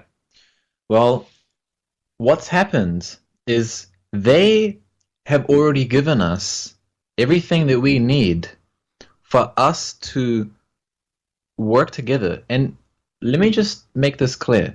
It's not so much about them. It's about us, because we have a responsibility on the planet. Each single one of us have a responsibility inwardly to take control of our own behaviors, emotions, reactions, and responses. And, you know, until we are blaming things on the government, blaming things on the reptilians or this or that, we're not going to make it anywhere. But until we look within ourselves, then we see ourselves in them. And when I say them, I mean all of them, all of the ETs, doesn't matter what agenda they have. And I just want to say that the crop circles, which I have been decoding for the last few years, I've really been looking into these because these patterns have been appearing in my consciousness through my meditations and my dreams, and they've been communicating to me what these mean. And I'm still in a huge process of understanding and decoding. I don't know everything, but I have, connected a few things. And I do have a crop circle decoding series on YouTube. It's still in production. But these crop circles are reminders of the physics of consciousness. These crop circles give us a code which we must figure out. Right, so they're not going to give us everything. They're giving us bits and pieces, and we have all the power and money in the world to transmute anything. In fact, you don't need so much money to cure things and to change things. You need consciousness, because consciousness is not some mystical thing. It's a real organizing quality in matter. And when enough people have, you've heard it, the 100 monkey effect. When enough people get together in the same state of frequency, there are shifts that occur globally. And that's precisely what's happening right now. Now, let me just say something about the forces of darkness. They have killed people who have been inventing free energy technologies, cancer cures, doctors that came out in the open saying, look, there is a cure for cancer. They were silenced, they were killed. Now, Dr. Stephen Greer, who is a very well-informed individual, talks deeply about the shadow government and what they're really doing. And, they have targeted me. On an ongoing basis, they want me silent. And I'm not going to be silent because I have no fear. I only have love. I only have so much to share because I came here for this purpose. And my purpose is to share what everybody should know. It's a birthright. Children should be taught this knowledge in a very simple way. And when I say this knowledge, this is the knowing that comes naturally, that we all intuitively and instinctively know how to take care of each other, how to be kind, how to how to draw, paint, put things together, reason with not logic, but you have to reason with a balanced mind. And this quality of balance is what these beings want us to achieve within ourselves, because when this balance occurs, then there's a vast resource of energy within us, and it's proven scientifically that the kidneys and various organs in the body act as electrical batteries, or electrical, basically like electrical equipment. The whole body is like an electrical field, and you can be powered off your own energy, off the universal energy, but this must be trained to the individual, and that's what I hope to see in this life. I want people to apply spirituality so that the energy comes back to the individual, and then the individual can radiate that energy back out into the environment, because the earth responds to how we feel. And collectively, if we're feeling so much suffering and pain, and we're feeding that suffering and pain with bad decisions and all of these things that are going on, then it's difficult. And I mean, right now it is quite difficult, but there is a solution, and the solution is within every individual. The solution is not in the ETs. The solution is within your own consciousness. But until the individual solidifies that quality of looking within himself or herself, then the answer won't be found.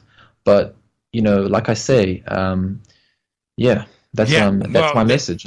Well, that's interesting. It brings up a couple of things. Does ET get sick? Does he get the cold? Do they have cancer? It depends which ETs you're talking about, because the ET, that kind of generalization, that's that's suitable because we don't really fully know so much about the specific types of ETs. But let's just say that every ET race has a history, or has a certain progression of evolution.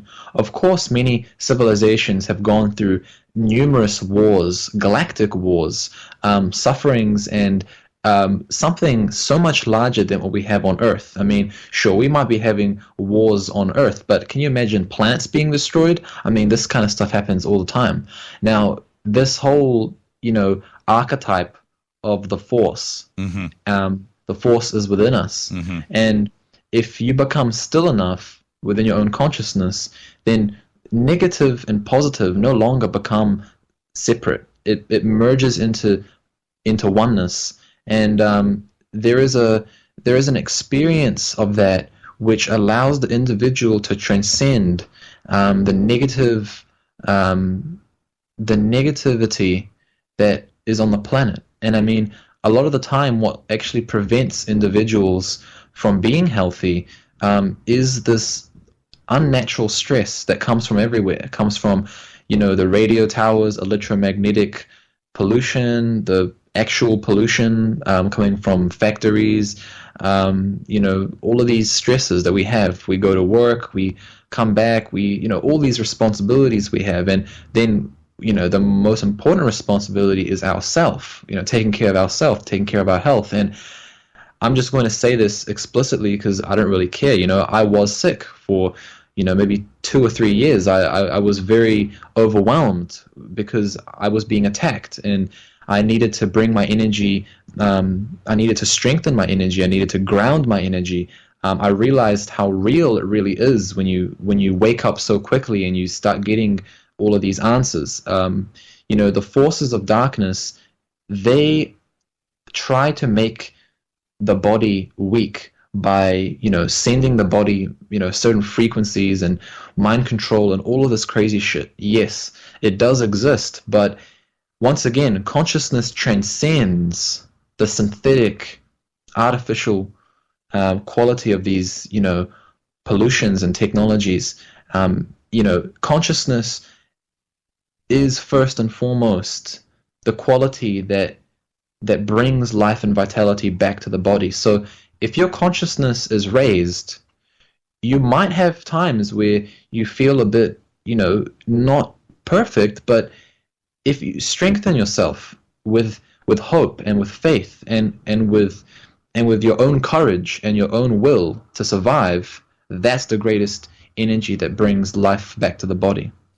And I've often said, EHANi, that part of the negativity that we have against our own brothers here on this planet, right? Yeah. An invisible line, which is a border between two countries, and you're supposed to hate them over there. So let's go to war, right?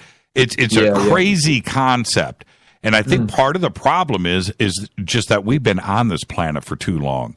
If you lock yourself in a room with somebody for 5 or 10 years, somebody's going to die eventually, right? Somebody, you know what I mean? And maybe we've been on this planet for too long. And if we had a universal idea about getting off of this planet and exploring what else is out there, and we look at ourselves as just being one, as earthlings, and not as enemies and so forth, that our focus would change. Well, that's right. What happens when you go into space is you really do see the scale of things. And, making comparisons is important, but, making links to, it's like... yes, it's true. If you do go into space and you look at the Earth, you do realize that this is our planet. Maybe it's not our planet, but it's a planet that we share. And this planet has a very, very long history. What these beings have told me is that there were wars in our solar system, and there still are wars on our solar system. And the reason why, well, it's the same old story: territory. It's the territorial quality of certain beings. Certain planets like this have a lot of resources, a lot of metals, magnets, minerals, crystals. This planet in particular is one of those very unique planets that have so much diversity, and that's very desirable. But there's been multiple societies warring, not just the reptilians or the beings from Orion. I mean, this universe is really big, and the cosmic drama and the cosmic situation is really big. And sometimes it's not so important to wrap your head around it or to think so much about it. What's more important is just being kind, just acting from your heart, helping your brother out, taking a little bit of time each day to learn something. That's what matters. If you worry so much about the darkness in the world, then the darkness in the world will manifest in your reality. So, I think everybody should, acknowledge the fact that there are extraterrestrials and that, yes, there have been multidimensional wars going on. But beyond that, the natural quality of life, that should be restored first and foremost. And that's what I'm following to live. A natural, balanced, grounded life where, I have these experiences, I have these connections, but I make sure that I'm okay and that my brother is okay. And if that link is there, then it's all good, Because then if we all do that collectively, then we're all on the road to something greater and brighter. Yeah, and you bring up a really good point, the vastness of space. There must be an infinite amount of species, of civilizations out there. An infinite amount. Yeah. I just realized when I was in high school, making that pyramid that I was talking about before, I actually watched a lot of Courtney Brown's interviews with you, and that's why I recognize you. Courtney Brown, he did the remote viewing, scientific remote viewing and all that, and he had 2 books called what was it called? Space. What was it? Space Voyager and something Explorer. Mm-hmm. What was it again? Right. Space Voyager and something like that. These are two really good books, and he does a lot of. Well, in those books, he did the remote viewing with other societies such as the Greys. He remote viewed the Reptilians. He remote viewed secret government bases and other bases out in space, and I found those two books extremely informative. It really did resonate with what I had experienced, because I have had a few very significant remote viewing experiences, and one of these experiences that stood out is I had an experience where I sat down on a bench in the park, I closed my eyes, I did a meditation, and I remote viewed Venus. I had this amazing fascination with Venus, so I had contact with these beings from Venus, these humanoids that were multidimensional. They had spacecraft, they had bases on Venus, and they told me that there were wars in space, there was another planet in our solar system, and that Earth had been going through some very complicated procedure where, the moon, something with the moon, all these things. And yes, I mean, there are other humans in our solar system, not only on Venus, but on Mars and on the moons of, Saturn and Jupiter. It's real. Cosmic Explorers and Cosmic Voyage. That's it. And I suggest everyone to check out those books. I think that's the best content that's one of the best content that Courtney Brown ever released. I really love those books. Yeah. He's a very smart guy. I've got both of those books. Yeah. Okay. The other part that I find, you brought up Stephen Greer, and Stephen and I have not fought about this, but we've certainly talked about this a lot, and he's been on this show many, many times, and I've hung out with him too as well. But awesome. which is this? He wants to talk about benevolent everything. Right. Yes. And when you talk about the negative aspect of ET, that's where he puts up a wall. But you're telling me now, and you're telling our audience, that there is negative out there, and it is everywhere too as well. So are you contradicting? I would have to say that the reason why Stephen Greer has that particular approach is because he speaks through evidence and experience. And I don't think he's had so much negative encounters as much positive encounters. And I think that he can't prove a negative.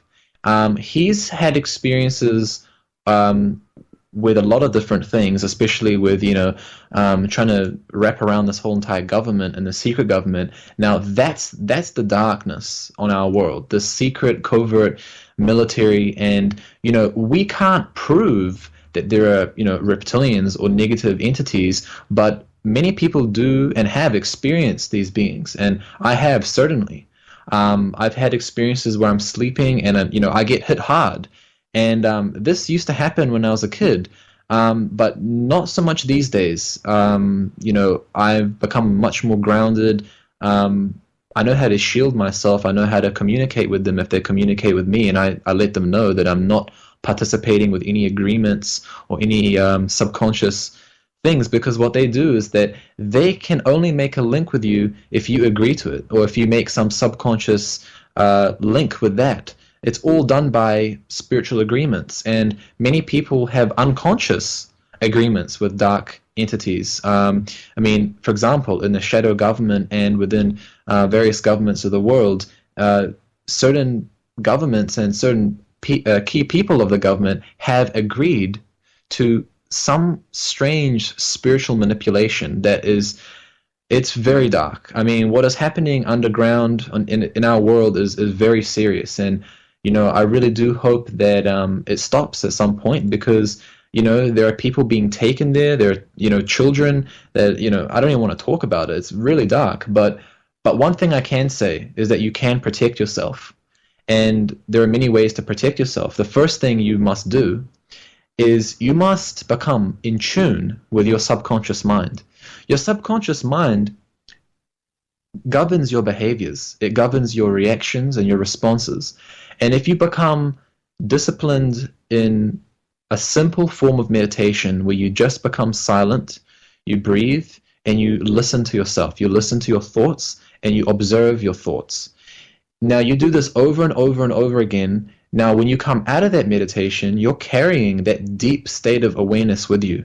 And when you have that deep state of consciousness, then you can understand your own programming. You can understand where you're going to react. You know how to respond because you have become more peaceful and more centered in your body, and not so much in your mind, because you see all of the suffering and illness and disease occurs in the mind, because the mind is where the reptilian brain is placed. We have this part of our brain called the R complex, and it's like the limbic system. It's based upon fight or flight, and it's basically a part of our brain that governs our survival instincts. And what happens with most individuals is that that part of the brain is sorry, there's a truck going past. Just 1 second. That part of the brain gets stimulated over and over and over and over again through fear, through ongoing physical stimulation, and all of these things. And what must happen to the individual is the individual must become acquainted with the awareness of the higher mind, which is beyond the reptilian brain. And when you're able to observe your own conditioning, your own responses and reactions, then it's much more difficult for them to make an agreement with you subconsciously. Because once they make an agreement with you subconsciously, then your behavior starts, shifting in different ways. And, there are other techniques. For example, you can visualize shields. You can sing songs. Certain frequencies transcend the lower qualities of pain and suffering. These beings of light that are facilitating the evolution of our world, they tell me that they shield individuals. They shield me. They shield you. That's the reason why most people are fine. Most people aren't possessed or have intense, reactions or, intense experiences, because we all have guidance. We all have angelic support. There are beings in the spirit realm that always protect and support us.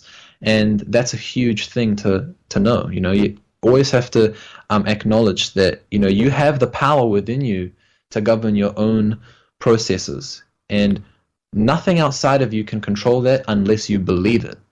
Are you able to, because I want to jump into some of this, are you able to discuss history, the history of Earth, and actually ask questions? I have, and they've given me some information. Okay, not specific information, but there has been, there actually has been some specific information come through, yes. Have you asked about how many times we have been maybe modified or interfered with or visited throughout the years, like the Anunnaki or the pyramids in Egypt? Who built those? Have you gone through it and asked? Because that's what I would do. I mean, I would have a list of stuff. I mean, was Obama a reptilian? Did you ask him that? I'm kidding. Hey, I'm kidding. I did actually ask quite a few times, but sometimes when I ask very specific questions, sometimes the response is not so clear, and this is for a number of reasons. But I have gotten visions, and they have told me a few things. And one thing I can say is that there have been multiple alterations of our species across multiple timelines. The most, there was a period of time on our planet where there were like indigenous people who lived all around the world. And Corny Brown did a remote viewing where he figured out, okay, what happened 70,000 years ago to these native people that were called the Lemurians? There was a continent, there were little civilizations that were scattered around the planet. What happened to these people? And Courtney Brown did a remote viewing where he figured out that there was some tampering of technology, and there was an activation of a volcano, I believe. And this volcano like wiped out the majority of the surface humans, and there was only a small quantity of humans left, a few thousand or something like that. And these humans navigated to the east and to the Middle East and to Africa, and created civilizations there. That's why we have ancient accounts of people in the Middle East, and apparently Egypt goes much further back in history, not just 3,000 or 4,000 years. Mm-hmm. And also that there was these kind of brown-skinned people that lived in the Americas, the Middle East, Africa, and Asia, and there was a dispersion of genetics across time. And the ETs did tell me that this did happen, that there was multiple calamities, not just one volcano, but there were multiple occurrences like that, not just volcanoes, but earthquakes and energetic shifts that had caused certain civilizations to fall and certain civilizations to move around in different ways. But when I think about the pyramids, I think about certain pyramids, the way in which they were able to understand like how to build the pyramids was given to them as instructions from these beings. And when I say these beings, I'm saying there were multiple beings. I can't say precisely what kind of beings, but I have a feeling like the reptilians and these Orion groups, they played a huge part in organizing the ancient world. I got to jump in. I got to jump in and take a break right there. I pushed it to the very end. Our guest tonight, Ambassador EHANi, live from New Zealand. Now, we're going to continue with where we are right now. And when we come back, one of the things that we discuss a lot on the show, EHANi, is not only the pyramids, but lost civilizations and what happened way before Egypt. We'll continue this conversation when we come back. I'm your host, Jimmy Church. This is Fade to Black. We'll be right back. Hi, everybody. This is Rob Halford, the Metal Guard, on JimmyChurchRadio.com. This is KGRA Digital Broadcasting Station. Salt Lake City, Utah. Van Buren, Arkansas.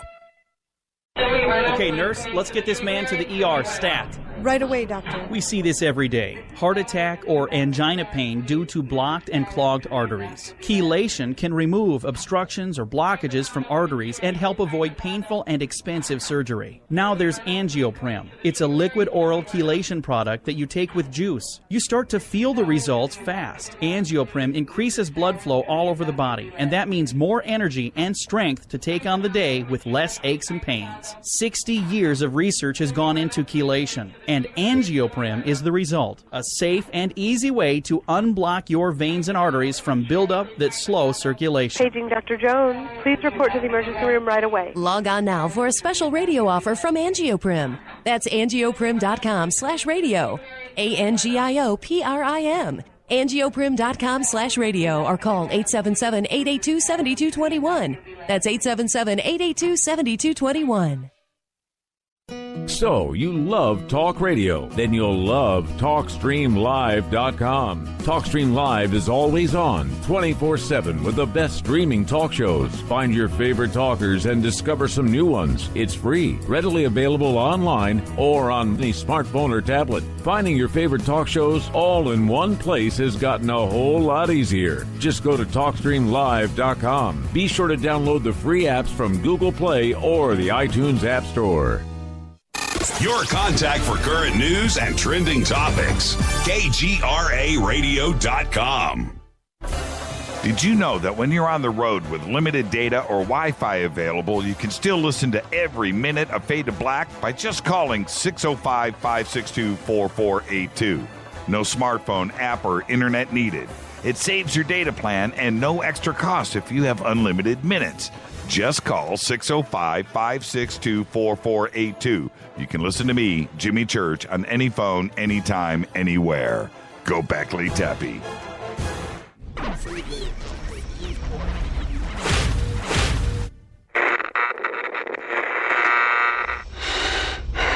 you want to know a secret? I love ponies. I really love ponies. I'm serious.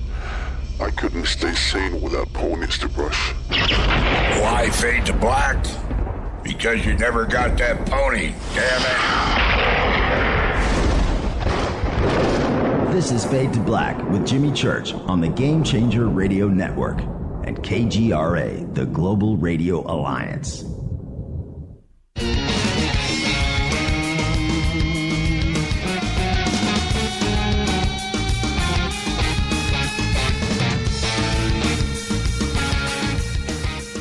Welcome back, Fade to Black. I'm your host, Jimmy Church, on the Game Changer Network and KGRA, the planet. You can follow me on Twitter at JChurchRadio. Our guest tonight, Ambassador EHANi, live from New Zealand. And this portion of the show is brought to you by New Pharma. That's GNUpharma.com. Now, go to the website. Check out all of the science behind their products. And when you do, all you have to do is use the promo code F2, that's the number 2, F2B, and you're going to get 33% off of your order, newpharma.com. Now, EHANi, let's continue this thought process. I would literally, if I had ET contact, I've sort of had it, but I've never had communication. But I'd want to know if I could do a time machine thing. I don't know if I would go and check out Jesus on the cross. That would be, high on most people's list. Me, I think I would want to go and see who, what, when, and where, and why the pyramids. So, what do you think when you talk about they're older than we know? I think that's pretty well established. But have you been able to find out any information about how they were built and who and when? I think that the ancient civilizations, they did have knowledge of levitation. And, it really does make sense that when sound is used in a certain way, you can cut an object. You can cut a diamond. When sound is used in a certain way, you can levitate an object. And that's what they told me. They said that there were ancient civilizations that did utilize spiritual alchemy at a very high level. And, I'll give you a little bit of a idea as far as Egypt. Egypt and the Egyptian culture, as well as the desert-dwelling tribes of the Middle East, they had the monoatomic powders, which they ate in bread, which is called mufcuts. And these breads with this monoatomic substance, which was basically a type of salt that was mined, and they were able to heat it at certain temperatures. There was a certain process to it. And this allowed, when ingested, it allowed the consciousness to experience higher states of consciousness. And monoatomic gold has the quality of superconductivity and levitation in certain environments. And, this is a huge topic on its own, but let me just say this. The ancients, they did possess knowledge of alchemy. They did possess knowledge of many things. Electricity was one, because, when you really study a little deeper into the Egyptian hieroglyphs and the Egyptian culture, they definitely understood life force. They initiated certain people in their culture and trained them over a long period of time until they were prepared to ingest these little breads. And this is the greatest mystery of our world. It's like levitation and the construction of these enormous things, these enormous monuments. And to my knowledge, I do believe that the ancient world did utilize spiritual alchemy. much more so than the last few thousand years. I believe the last few thousand years, Earth fell into a dark age. Egypt fell into a dark age. A lot of conflict had occurred around that time. But around the age of Leo, in a certain area that spans maybe a little bit more than 10,000 years and further, I believe that there were civilizations that were building these pyramids because these pyramids were able to affect the grid of our world. Now, here's the Orion connection, right? So you have the pyramids that align in the Orion constellation. Now, you have this in Egypt, you have this in China, and you have this in South America or Central America. Now, what makes me think that the reptilians or the Orion beings were behind this is that there was a lot of sacrifice involved. There was a lot of, mystery around it. But to me, I don't think that our, the golden age civilizations, I don't think they were really that enlightened. I think there was some level of manipulation occurring because when you really look at it, there was always hierarchy. There was always a hierarchy to things. And even though when you really look at certain cultures and they really utilized the architecture in a wonderful way, it still does seem a little bit iffy. It still seems like there was a quality that just wasn't there. And that's why I believe, and they have told me, that Earth has been a place of conflict for a very long time. Earth has been a place where these beings have been, tampering with us. And, when you actually look at religion, the oldest religions involve serpent worship.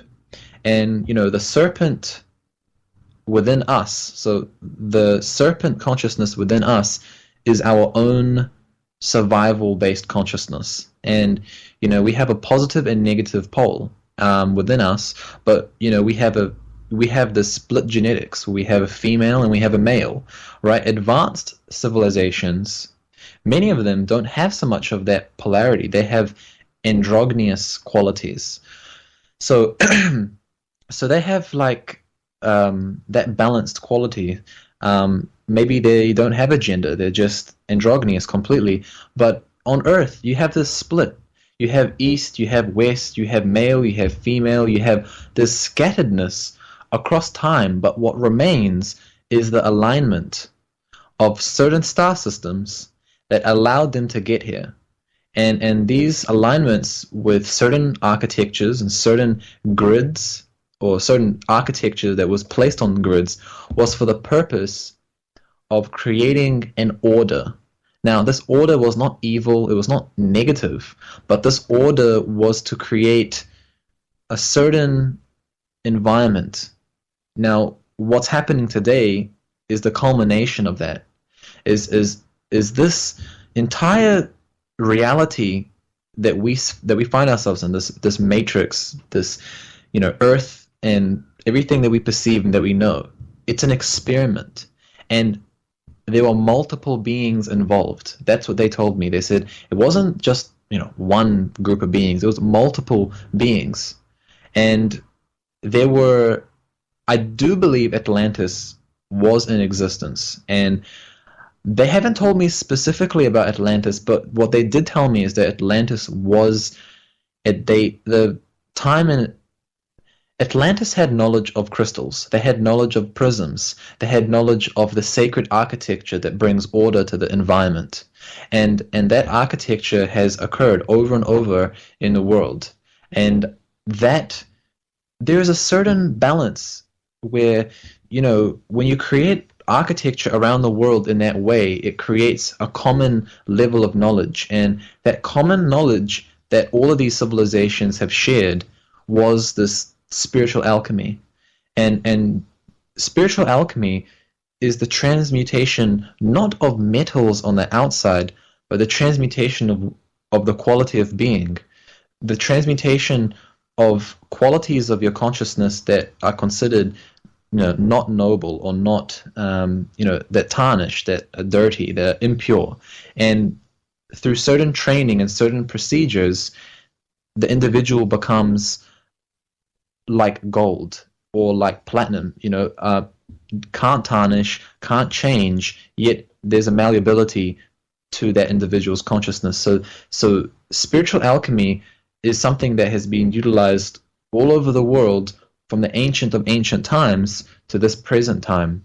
And the conflict that we find now is that information, there's so much information, there's so many religions, there's so many different timelines and things, and it's our responsibility to uncover that mystery. They don't tell me everything. They tell me they tell me keys. Like they give me very important clues, but they don't tell me specifically everything. But there are some instances where I understand it intuitively, and then I do the research and it turns to be true. And somehow that related to a dream I had or a vision I had in the past. So, there's that connection that I have. The question of DNA comes up constantly. Yeah. What can you tell us about DNA activation, and certainly how our DNA has changed because we just appeared one day 250,000 or 200,000 years ago? There's that, but then we also have the junk DNA part that is sitting there waiting for something. Is there an ET connection there? Definitely. They have told me about the DNA, and I have had many visions and experiences when it comes to DNA. Now, there is a certain quality that the DNA has. So you have proteins and sugars and different chemicals, but within the DNA, you have these two intertwining coils, and that's like the negative and positive in a way. It's like the masculine and the feminine. I've always thought that. Sure. Yeah. Yeah. And then you have in the ancient world this connection with it's both in Egypt and all over the world, but these symbols that represent yin yang and this caduceus-like symbol. And the caduceus is like, it's a pole with the two serpents, and the two serpents meeting in the middle with usually wings or something like that. Now, what that means is it means the life force, and we all have life force within us. The DNA of the gods, or the so-called gods, is within us. I believe that the reason why we associate so much with these symbols and have such a strong connection with these symbols is because it has an effect on our body, has an effect on our consciousness. And I've had visions where they show me a pentagram, and they show me how light in the pentagram is like infinite. That there is an infinite quality to certain geometric patterns. And when I see these patterns in my consciousness, I feel bliss. I feel amazing. I feel turned on, but not in that way. It's a complete another way. And that quality that we see with ancient symbols and our body and these kinds of things is that certain frequencies will affect certain chemicals in the body. So when we are exposed to certain frequencies, our DNA can actually be damaged or mutated, and in some cases, when the frequencies are correct, our DNA expands and actually changes in different ways. Now, when I say the 12th strand DNA, I had a lot of thoughts about this, like, what do they mean? What does this New Age community mean by the 12th strand DNA? Well, I realize now that it's not so much about DNA. It's more about the geometry of light, that light is coherent. And when light enters a prism, it diffracts and diffuses. And the same thing happens in the body. You see, the body, our physical body, contains minerals. And, we have iron, we have silica, we have carbon, we have calcium, we have these different types of minerals in our body. And the common denominator of all of these minerals is a certain crystalline structure. And they've told me that this cubic crystalline structure, which has appeared over and over and over in the crop fields and in my own artwork, this cubic structure, when the light comes from all points, and now what is this light? Well, is it the light of the sun? Is it the light of other suns? Well, it's actually something more than that. It's actually the light that's coming from a multidimensional space. That there are multidimensional, or there's higher dimensional frequencies that are inhabited by conscious beings with conscious technologies. Right. And this consciousness permeates through the physical structure. And when the alignment is correct, right, when there's certain alignments in consciousness in the physical body, then the light can enter the body in a certain way, and there's a certain vortexual dynamic to that is difficult for me to put into words, but I'm trying. And what happens is that when the individual prepares his body, like the ancients did, like the Egyptians did, or various cultures did, or the Tibetans or the Buddhists, where they fast, they discipline their mind, they still their mind, they go into a cave, they meditate for years. What that does is that creates a space of stillness. It creates such stability in the body, so that the body becomes coherent with light. And when the body becomes coherent with light, it becomes illuminated, and then the body becomes infused with the light. And in some ways, the body no longer becomes so much physical that the individual is able to become invisible, or can teleport, or can do all these miraculous things like levitate. And that's why we have so many people in the ancient world that were able to do these things. And I've had experiences myself where I've seen these things and I've done these things, not levitation, but I've done energetic levitation, or I've been able to affect certain things in my environment. Now that's one level, but the ancient sages and masters had that quality, and that's because their DNA was prepared for the light that was already there. And the light has always been here. The light has never left us. These beings, the technologies, the higher frequencies that associate with consciousness, it's always here. But the individual must align him or herself, balance him or herself, and not associate so much with all of these things that we constantly do, these conditionings and habits and addictions and things like that. Because you see, what happens is, if the individual is focused on the outside so much, then the individual can't make so much a connection with spirit.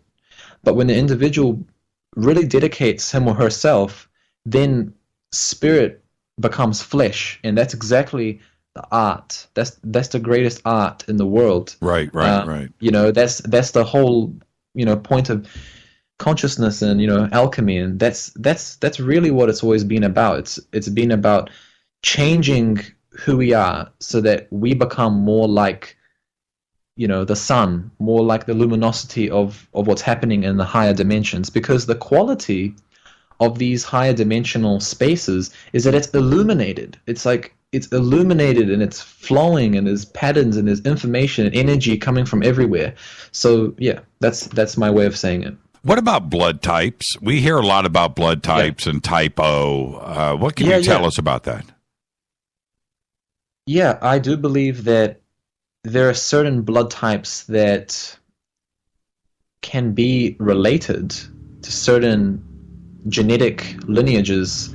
I mean, when you really look at Babylon and what happened in the Middle East, there were certain lineages of families which interbred with the gods, so-called. And these gods, they had the ability to shapeshift or change forms, because they were, quote-unquote, the master alchemists. And in reality, they really are. They are able to do anything, or most higher conscious beings, they can manifest anything at will. So they manifested into human form or semi-human form, interbred with the woman, and this has been reported across multiple cultures, and there's a lot of evidence to back this up.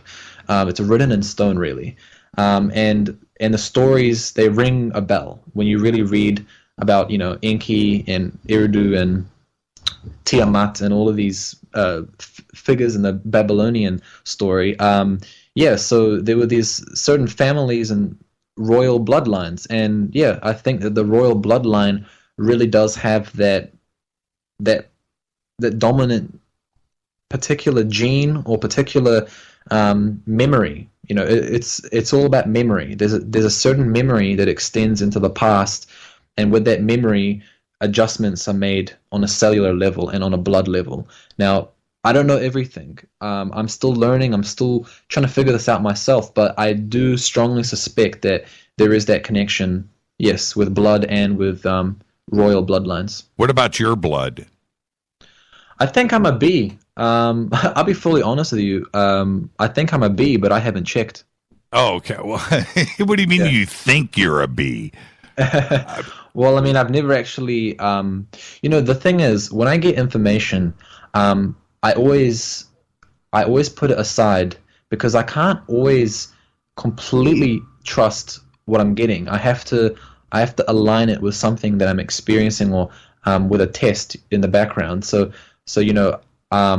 I think my dad told me I was a B. Okay. Oh, that's where you got it from. I'm a B. Okay. But if until I get a test and it says I'm B, then I know I'm B for sure. Right. I have no idea what I am, so trust me. Right. I get it if you don't know. And we're going to be headed towards a break. I'm going to have you stay for a little bit of overtime because I'm going to hit you with some surprises when we come back. We'll have some fun. Okay. But did you get a chance to watch the Mummy video? Okay, yeah. No, did you watch it? Oh, no, I didn't. We took 2 breaks.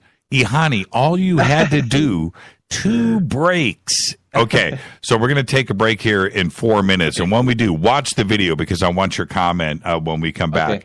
Now, when we dream, because you talk about this a lot, when we dream, are we going to other dimensions? Is this something that we need to consider real?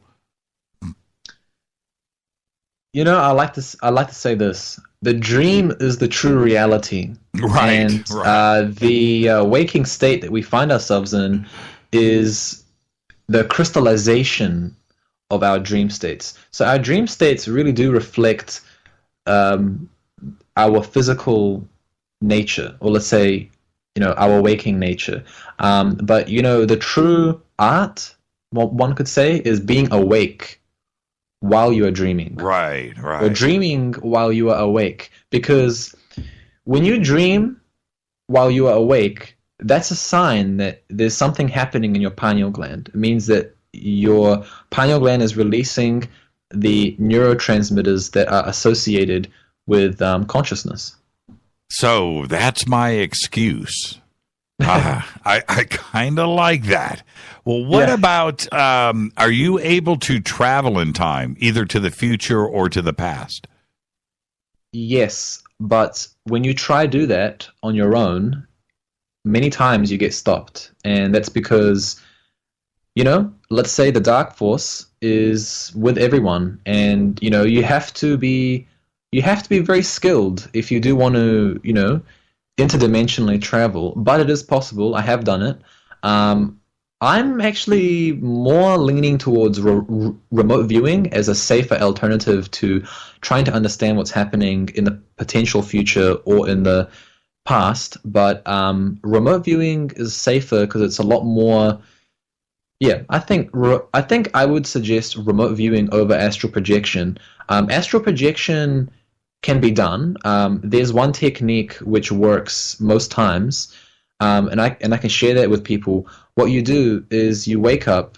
Actually, I'm not going to share it because I don't want people to astral project. I want people to experience it on their own accord. But there are multiple techniques that one can do while astral projecting. The best kind of astral projection is doing it in meditation. So meditating for a few hours, getting into an extremely deep state of consciousness until your pineal gland starts, overloading with those neurotransmitters, and then your consciousness can really leave your body. but you have to really control your energy. Otherwise, you can have certain experiences that you don't want. And like what? Like not coming back? Well, you will always come back unless your physical body suddenly, if you have a heart attack or something happens. But, when you go into the spirit realm, it's inhabited, there are beings there. There's consciousness there. Right. And you want to be very careful, because if you're untrained in spiritual disciplines, you haven't stilled your mind, you haven't, worked through the whole subconscious mind, you haven't cleared yourself, then you're going to go out into the astral projection and you're going to project your subconscious fears into that reality and possibly manifest various beings which you might not want to manifest. And these beings are just projections of energy. So, yeah. Yeah, very interesting. Let's take a break right here, because when we come back, look, we've all seen Gods Among Us. And you and Zach both communicated in a language. So when we come back, we're going to talk about all of that. I never watched it. I actually never watched the movie. Oh, good. Okay. No, we'll talk about that when we come back. Our guest tonight, Ambassador EHANi. This is Fade to Black. We'll be right back.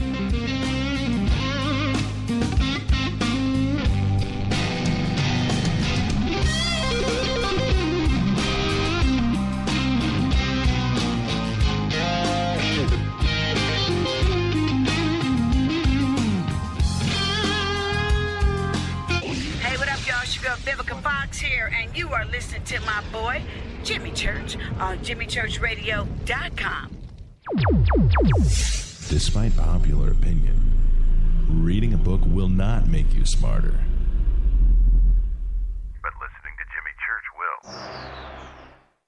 So you went to dinner last night, you had your favorite pasta. Ugh. Or maybe you had a heavy, spicy meal and it left you. Ugh. Get the tea.com. Maybe you mowed down a huge steak and your plumbing is all plugged. Ugh. Get the tea.com. Our super strength tea will take care of your occasional. Ugh. It's all organic and non-GMO. Get rid of ugh. We have so many great supplements, but our super tea is number one. GetTheTea.com. That's GetTheTea.com.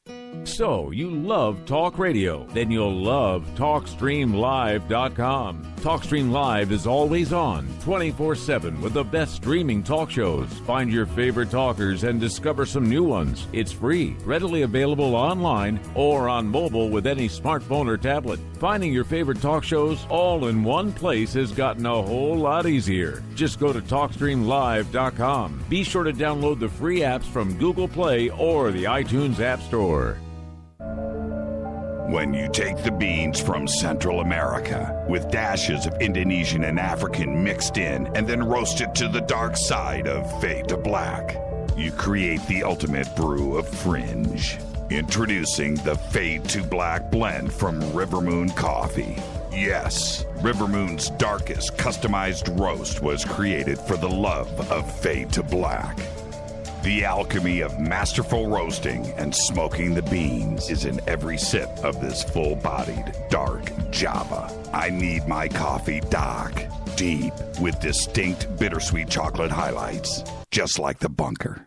Leaning further into the darkness of the roast is Fade to Black blend from Rivermoon Coffee. Just click on the banner at JimmyChurchRadio.com and use the promo code F2BBLEND for 15% off of your order today. Go Beckley Teppy. What's up, Fadernauts? Studio Dome loves Fade to Black and the F2B audience so much that they have put together the ultimate stereo Bluetooth system. They've done it just for you. Man, check this out. The Studio Dome SBB2 stereo system is here. It's featuring two Studio Boombox 2 SBB2 wireless Bluetooth speakers, packed in its own custom hardshell case. This Studio Dome system features the very latest in stereo Bluetooth technology. The two full-range boomboxes are in true wireless stereo. You've got to hear this. It's amazing. It's just $129 and use the promo code JCRTWS and you'll also get free shipping. It's simple. Just go to jimmychurchradio.com, click on the Studio Dome banner. Go Beckley Teppy. Erica, Brittany, Gabby, and you're listening to JimmyChurchRadio.com. It's not a lifestyle we chose. We were born this way. KGRARadio.com.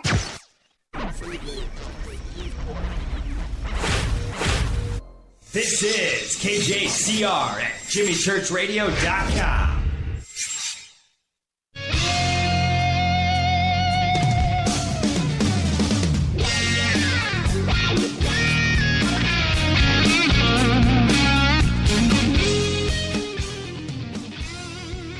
Really? Okay, I'm watching EHANi's reaction to the video. Okay, this is Fade to Black. Our guest tonight, Ambassador EHANi, live from New Zealand. And let's do this.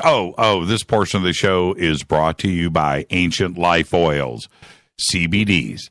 AncientLifeOils.com. Go now. All of the information that you need is right there at AncientLifeOils.com. You can click on the banner over at Jimmy Church Radio.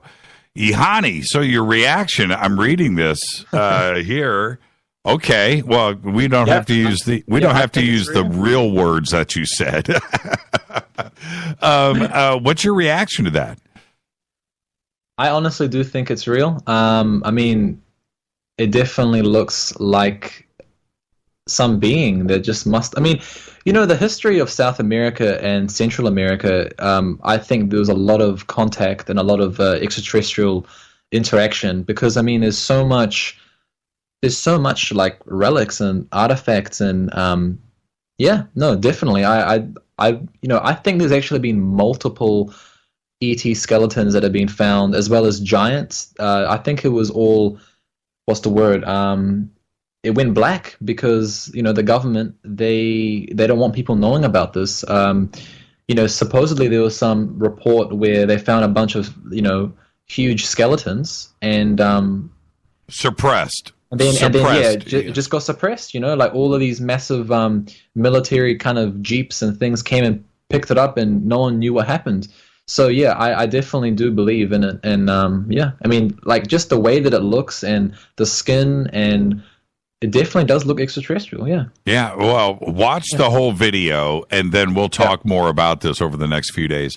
Also, this is the 50th anniversary of Westall up in Australia. You may not know about what Westall is. Do you know about the Westall Elementary School? No, fill me in. Too much to talk about. It happened 50 years ago. Oh no, yes, I do remember. Yeah, it was a being at like a ship that landed, isn't it? Yep, and right outside. And the whole kindergarten saw it, isn't it? The whole school. Yeah, school. Yeah. It's an incredible encounter that happened there, and to hear the students, as because they're all adults now. To talk about that experience and what they saw back then, it definitely something happened there. What the craft or what I don't know if it was ours or theirs or I don't know that, but definitely these things happen for a reason. It's like a lot of these things happen because the beings know that it's going to be reported, and the beings know that there's a lot of secrecy around it, but there's a lot of evidence, and there's a lot of Area 51 wasn't the only crash. There's been crashes in South America, Russia, China. I mean, it's happened all around the world multiple times, and Yeah, you're talking about Roswell. Yeah, well, I'm saying there's been like multiple crashes, multiple bodies. Yeah. Yes. So there's probably been a crash or two at Roswell as well. Now, there was a section in Gods Among Us that I was completely floored by. Now, you said you haven't seen the film. Have you talked to Zach in person? I mean, have you talked to Zach at all? Yes, I do talk to him, but not in person. Okay. He and the both of you speak in an ET language. Yes. And when he was first, right? He was first up in the film. I was like, what is going on here?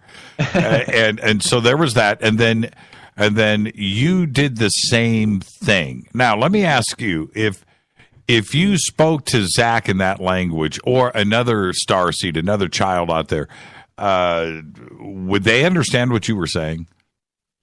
Actually, yes, but it depends on the quality that I would. Because you see, when you make the star language, it's not only just what you're saying; it's also a transmission of emotion and thought. So, the words that you use, it feels like a spontaneous expression of emotions, feelings, memories, and if an individual is psychically attuned, they can receive it like that. But like I said before, these beings, they use sound to manipulate objects and to communicate. It's the same way that, for example, if I made a tone, like if I just sang right now, and you got that sound and you put it through a certain cymatic reading, you would get a pattern, and that same pattern appears in my consciousness and within the consciousness of the person receiving the sound. Speak to me right now, and let's see if I can pick up on it. I think I'm in tune to some degree. Okay. I'd rather not, because it might make a few people quite uncomfortable. Well, you did it in the movie. Well, yeah, no, you're right. It's just a bit embarrassing because it is very extraterrestrial. But no, like it is like a deep. The best time to do it is when I'm in a meditation.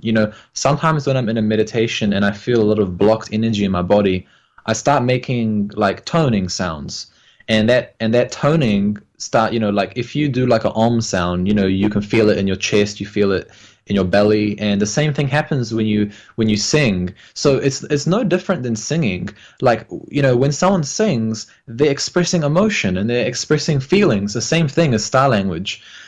But some of these beings, I've had a dream where I felt all of these light ships, and I saw a being, and this being, the appearance of some of these light beings is so futuristic. It's like a futuristic projection of light, and this being was speaking a language to me and to other beings on Earth. It felt like, and the way that this being was singing or saying things was in a way that it was like this very quick transcription of patterns, emotions, feelings. So yeah, it's a very rich language, but yeah. I'm not sure if I want to. You should see Twitter right now. Okay, yeah. Twitter is going, dude, come on, do it. Okay. I'll do it. Okay, good. Give me a moment to align myself, and I'm gonna sing and express it from my soul. Okay, so let me just center myself for a moment. Okay. Okay, we'll give you a moment here. 新娘我所都可以得的呀，嘎嘎meu心莫多退，下大提提挂着经验呀，想我那个样娃娃子的几个莫多多挂得了，是几条娃的音乐多，经验娃娃的提的人用呀娃娃那个几条娃的uma，sama ta iyo to kure ichitama，kaya to isin no to ko ayoma uma sataya，からかやしちんがてててかもわたたけやわ。So that's like a little example, like what I'm doing is like when I'm singing that and when I'm feeling that, I'm feeling a lot of different things in my body, and then if I want to make an alignment with certain colors or certain patterns, I can visualize that, feel that, and then sing that. So it's in a sense a very creative language that it's really endless and infinite. So yeah, that's it. That was absolutely mind-bending. Now I have to ask, what was the emotion? Is there a direct translation, or is it more of a mood, of an idea? It's actually multiple things, but there are certain tones that associate with different centers in the body. So when you make a really like low sound, like like you can. I mean, I didn't do it that well then, but I mean, if you really spend time toning, you can feel that different sounds affect different parts of the body. Right. And then when I make the sounds like that's more in the head and in the heart, and like I can feel like a vibration in my brain, and when I combine that with certain arm movements and certain hand movements, then I feel like I'm able to project something into this dimension, and it feels like a form of alchemy, really. Because when I was going through some very difficult things in my life, I would sing this language, or I would speak these words, and it would make me feel good. It would make me feel happy. It would make me feel really good. And sometimes you need a clear energy in your body, so you sing or you release it. And it's the same way as when someone is very angry and they release that anger through different noises, like like that. It's the same thing, but like when it's coming from love, it's like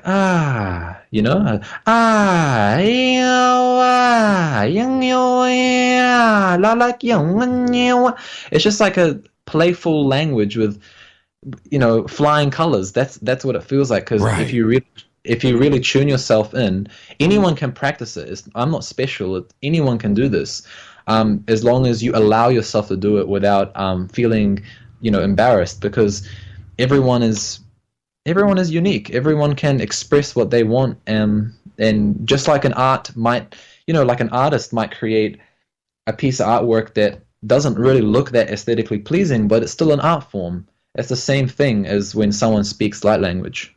I wanted to ask you, and thank you for sharing that. I'm telling you that will affect people for many years to come in the archives. But I wanted to ask you about food.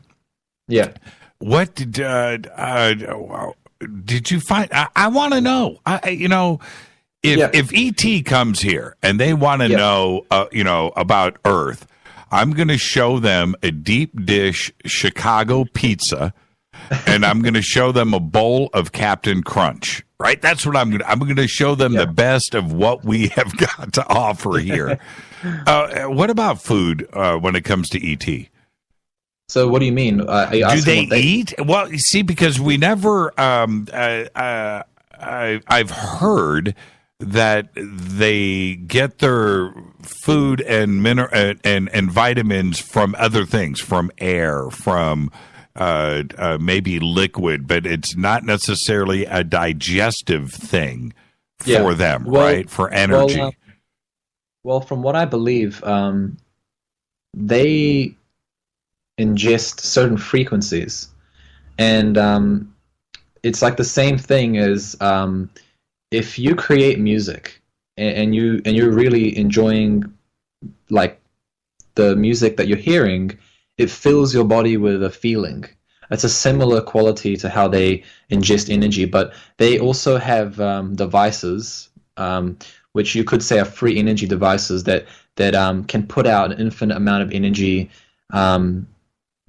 with really anything they want. They can manifest, really. But there are other civilizations that could, they could drink a liquid that could have all the proteins they might need. Or yes, they might be taking it from a certain gaseous substance, like a plasmic gas. Right. Plasmas play a very important role in, futuristic civilizations. As the excitement of gas, the gas turns into light. The light transmits certain frequencies, and in certain formats of technology, that can become very useful. That can not only become a nutrition to the beings, but it can become a nutrition to us. Because remember, even though we're human, we have the DNA of various extraterrestrial races. And Alex Collier, he said that there was, 20 to 25 different ET genetics, and that was confirmed with me as well. That different groups of humans that, let's say, the African gene, South American gene, the Asian gene, and the kind of white gene. And when I say gene, I'm just talking about the different types of humans, the different combinations of ET genetics within that. But I believe that the they say that certain beings that are malevolent, they feed off fear. So there's an energy in fear. There's an energy in intense emotion. And it's like alchemy. You know, you can transmute anything. You can, for example, they discovered these crystals, which I can't pronounce the crystal name. I could if I read it right now, but they discovered this crystal that can transmute heat, light, and movement into electricity. Now, remember, when you eat an apple, it's not the apple that's like going to sustain you. It's the life force of the apple, and this life force is the electromagnetic quality of that apple. You know, there's an electromagnetic quality to everything, even inanimate objects.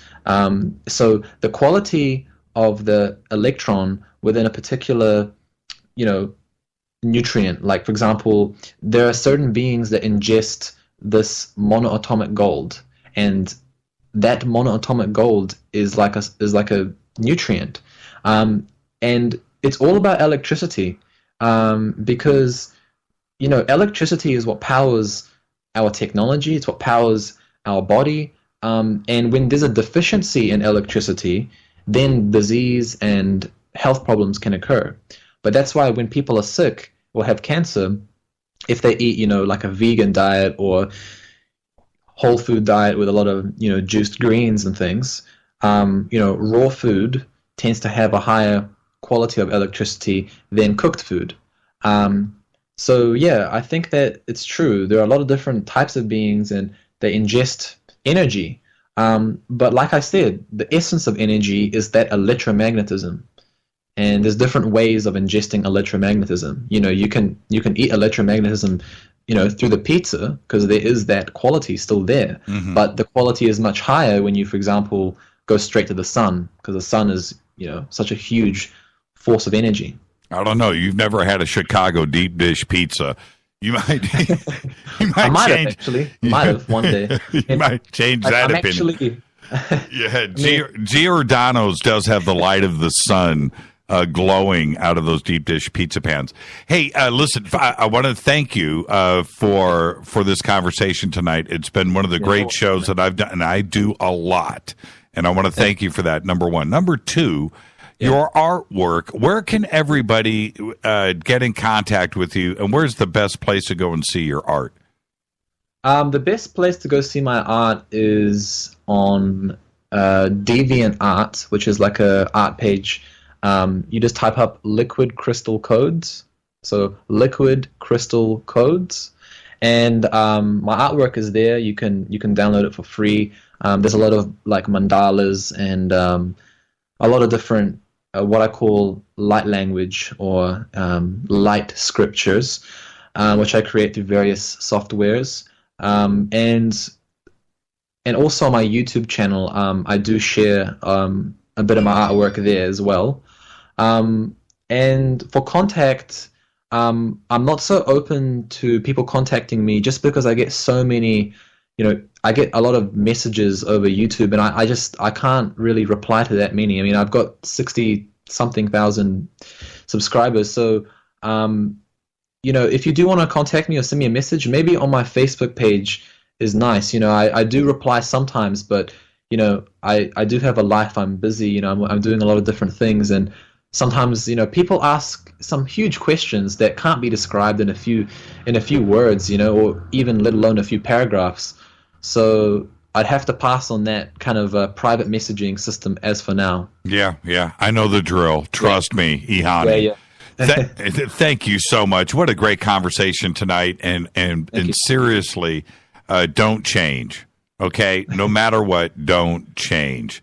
And I really appreciate the time that you spent with us tonight, my friend. Great conversation, and we will do it again very, very soon. Of course. See, this is the thing.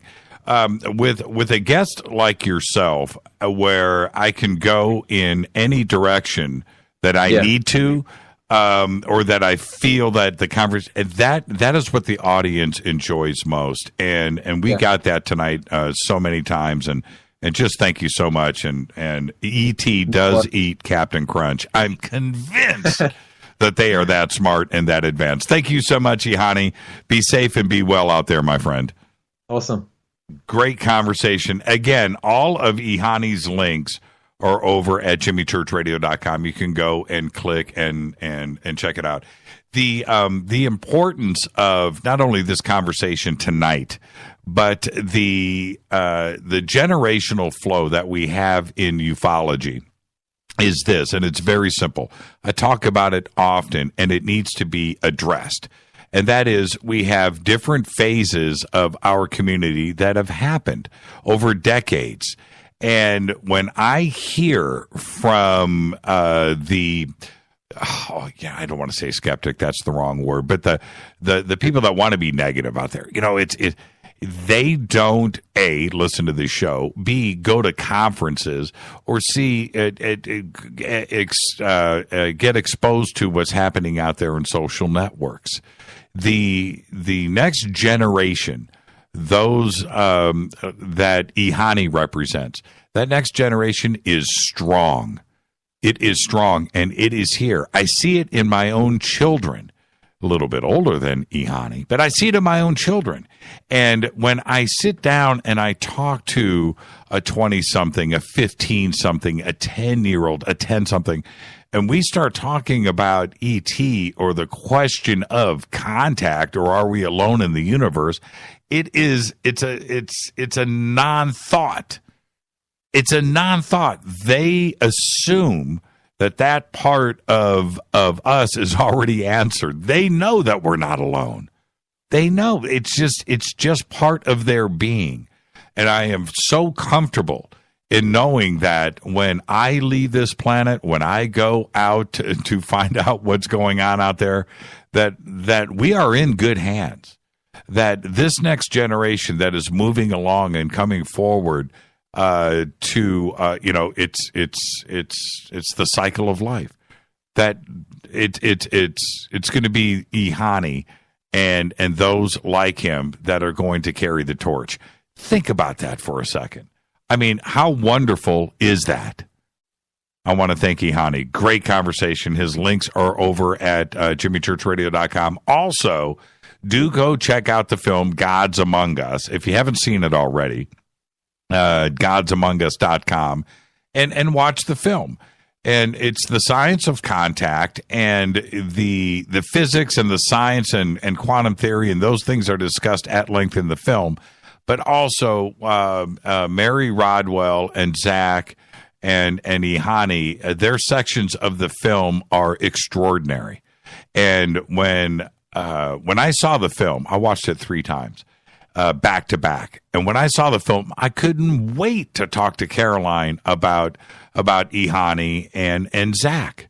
It absolutely floored me. That part of it just made me feel wonderful, because when I go out to conferences, the one thing I want to do is I want to talk to the younger people out there, because they're there, and I want to know what they think. Just recently, when we did the Disclosure Fest here in Los Angeles over the weekend, the first thing I posted was young Jonah, who I met backstage. And right before I went out to speak, and I see him in his tie-dye shirt, and he wants to talk about, fade to black and what's going on. And it just made me feel wonderful. And there were so many like Jonah walking around. And there you go. Like Jake Taryn, who I met at Contact in the Desert. That's exactly what I'm talking about. We are in good hands. All right. There you go. Now, tomorrow night, we're going to have, again, Michael Mazzola on the show tomorrow night. He's the director. He's a filmmaker. He's the director of Stephen Greer's new film, Unacknowledged. And he's not 50 years old. He's a kid. Well, compared to me, he's a kid. And he is part of this next generation. This is what is going to carry the torch. That's why you're not going to want to miss this show tomorrow night. And on top of that, he told me yesterday, we were talking over the weekend, he cannot take off his fade to black hat. He cannot take it off. He's not a hat guy. Now he cannot take the hat off. There you go. Now I'm going to leave you with this. We were talking about Captain Crunch earlier. You know my love for breakfast cereals. It's just a part of my life. It will never, ever leave me. But check this out. Burger King, right now, it has just introduced Fruit Loops shakes and Lucky Charms shakes with actual bits of cereal in the shake. Burger King is smart, in my opinion. Thank you for posting that picture of Jonah. There it is right there. I'm going to retweet that. So right now, the shakes are made with vanilla soft serve ice cream, hand spun with sweet syrup, and pieces of the cereal that we all grew up loving. There you go, at Burger King near you. And all of the vegans out there, save the email, okay? I enjoy a good chocolate shake. And if it's a Lucky Charm shake, which I think I'm going to check out on the way home tonight when I leave the bunker, man, I think I'm going to swing by Burger King. This is Fade to Black. I'm your host, Jimmy Church. Fade to Black's executive producer is Rita Kamarian. Show is produced by Hilton J. Paul, Mark D. Kovar, LJ3, Renee, Jonas. Thank you, Dennis. Thank you, Bob. Announcers are Steve Harder, Gene Vito, and Mark D. Kovar. Fady Badale. Webmaster is Drew the Geek. Music, this guy right here, Doug Aldrich. Intro, Spaceboy, spaceboymusic.com. Fade to Black is produced by KJCR for the Game Changer Network, and syndication is KGRA, The Planet. Thank you to Ambassador EHANi. Great conversation tonight. His links are over at jimmychurchradio.com. This broadcast is owned and copyrighted 2017 by Fade to Black and the Game Changer Network. It cannot be rebroadcast, downloaded, copied, or used anywhere in the known universe without written permission from Fade to Black or the Game Changer Network. I'm your host, Jimmy Church. Follow me on Twitter at JChurchRadio. Until tomorrow night, everybody be safe. Go Beckley Tappy.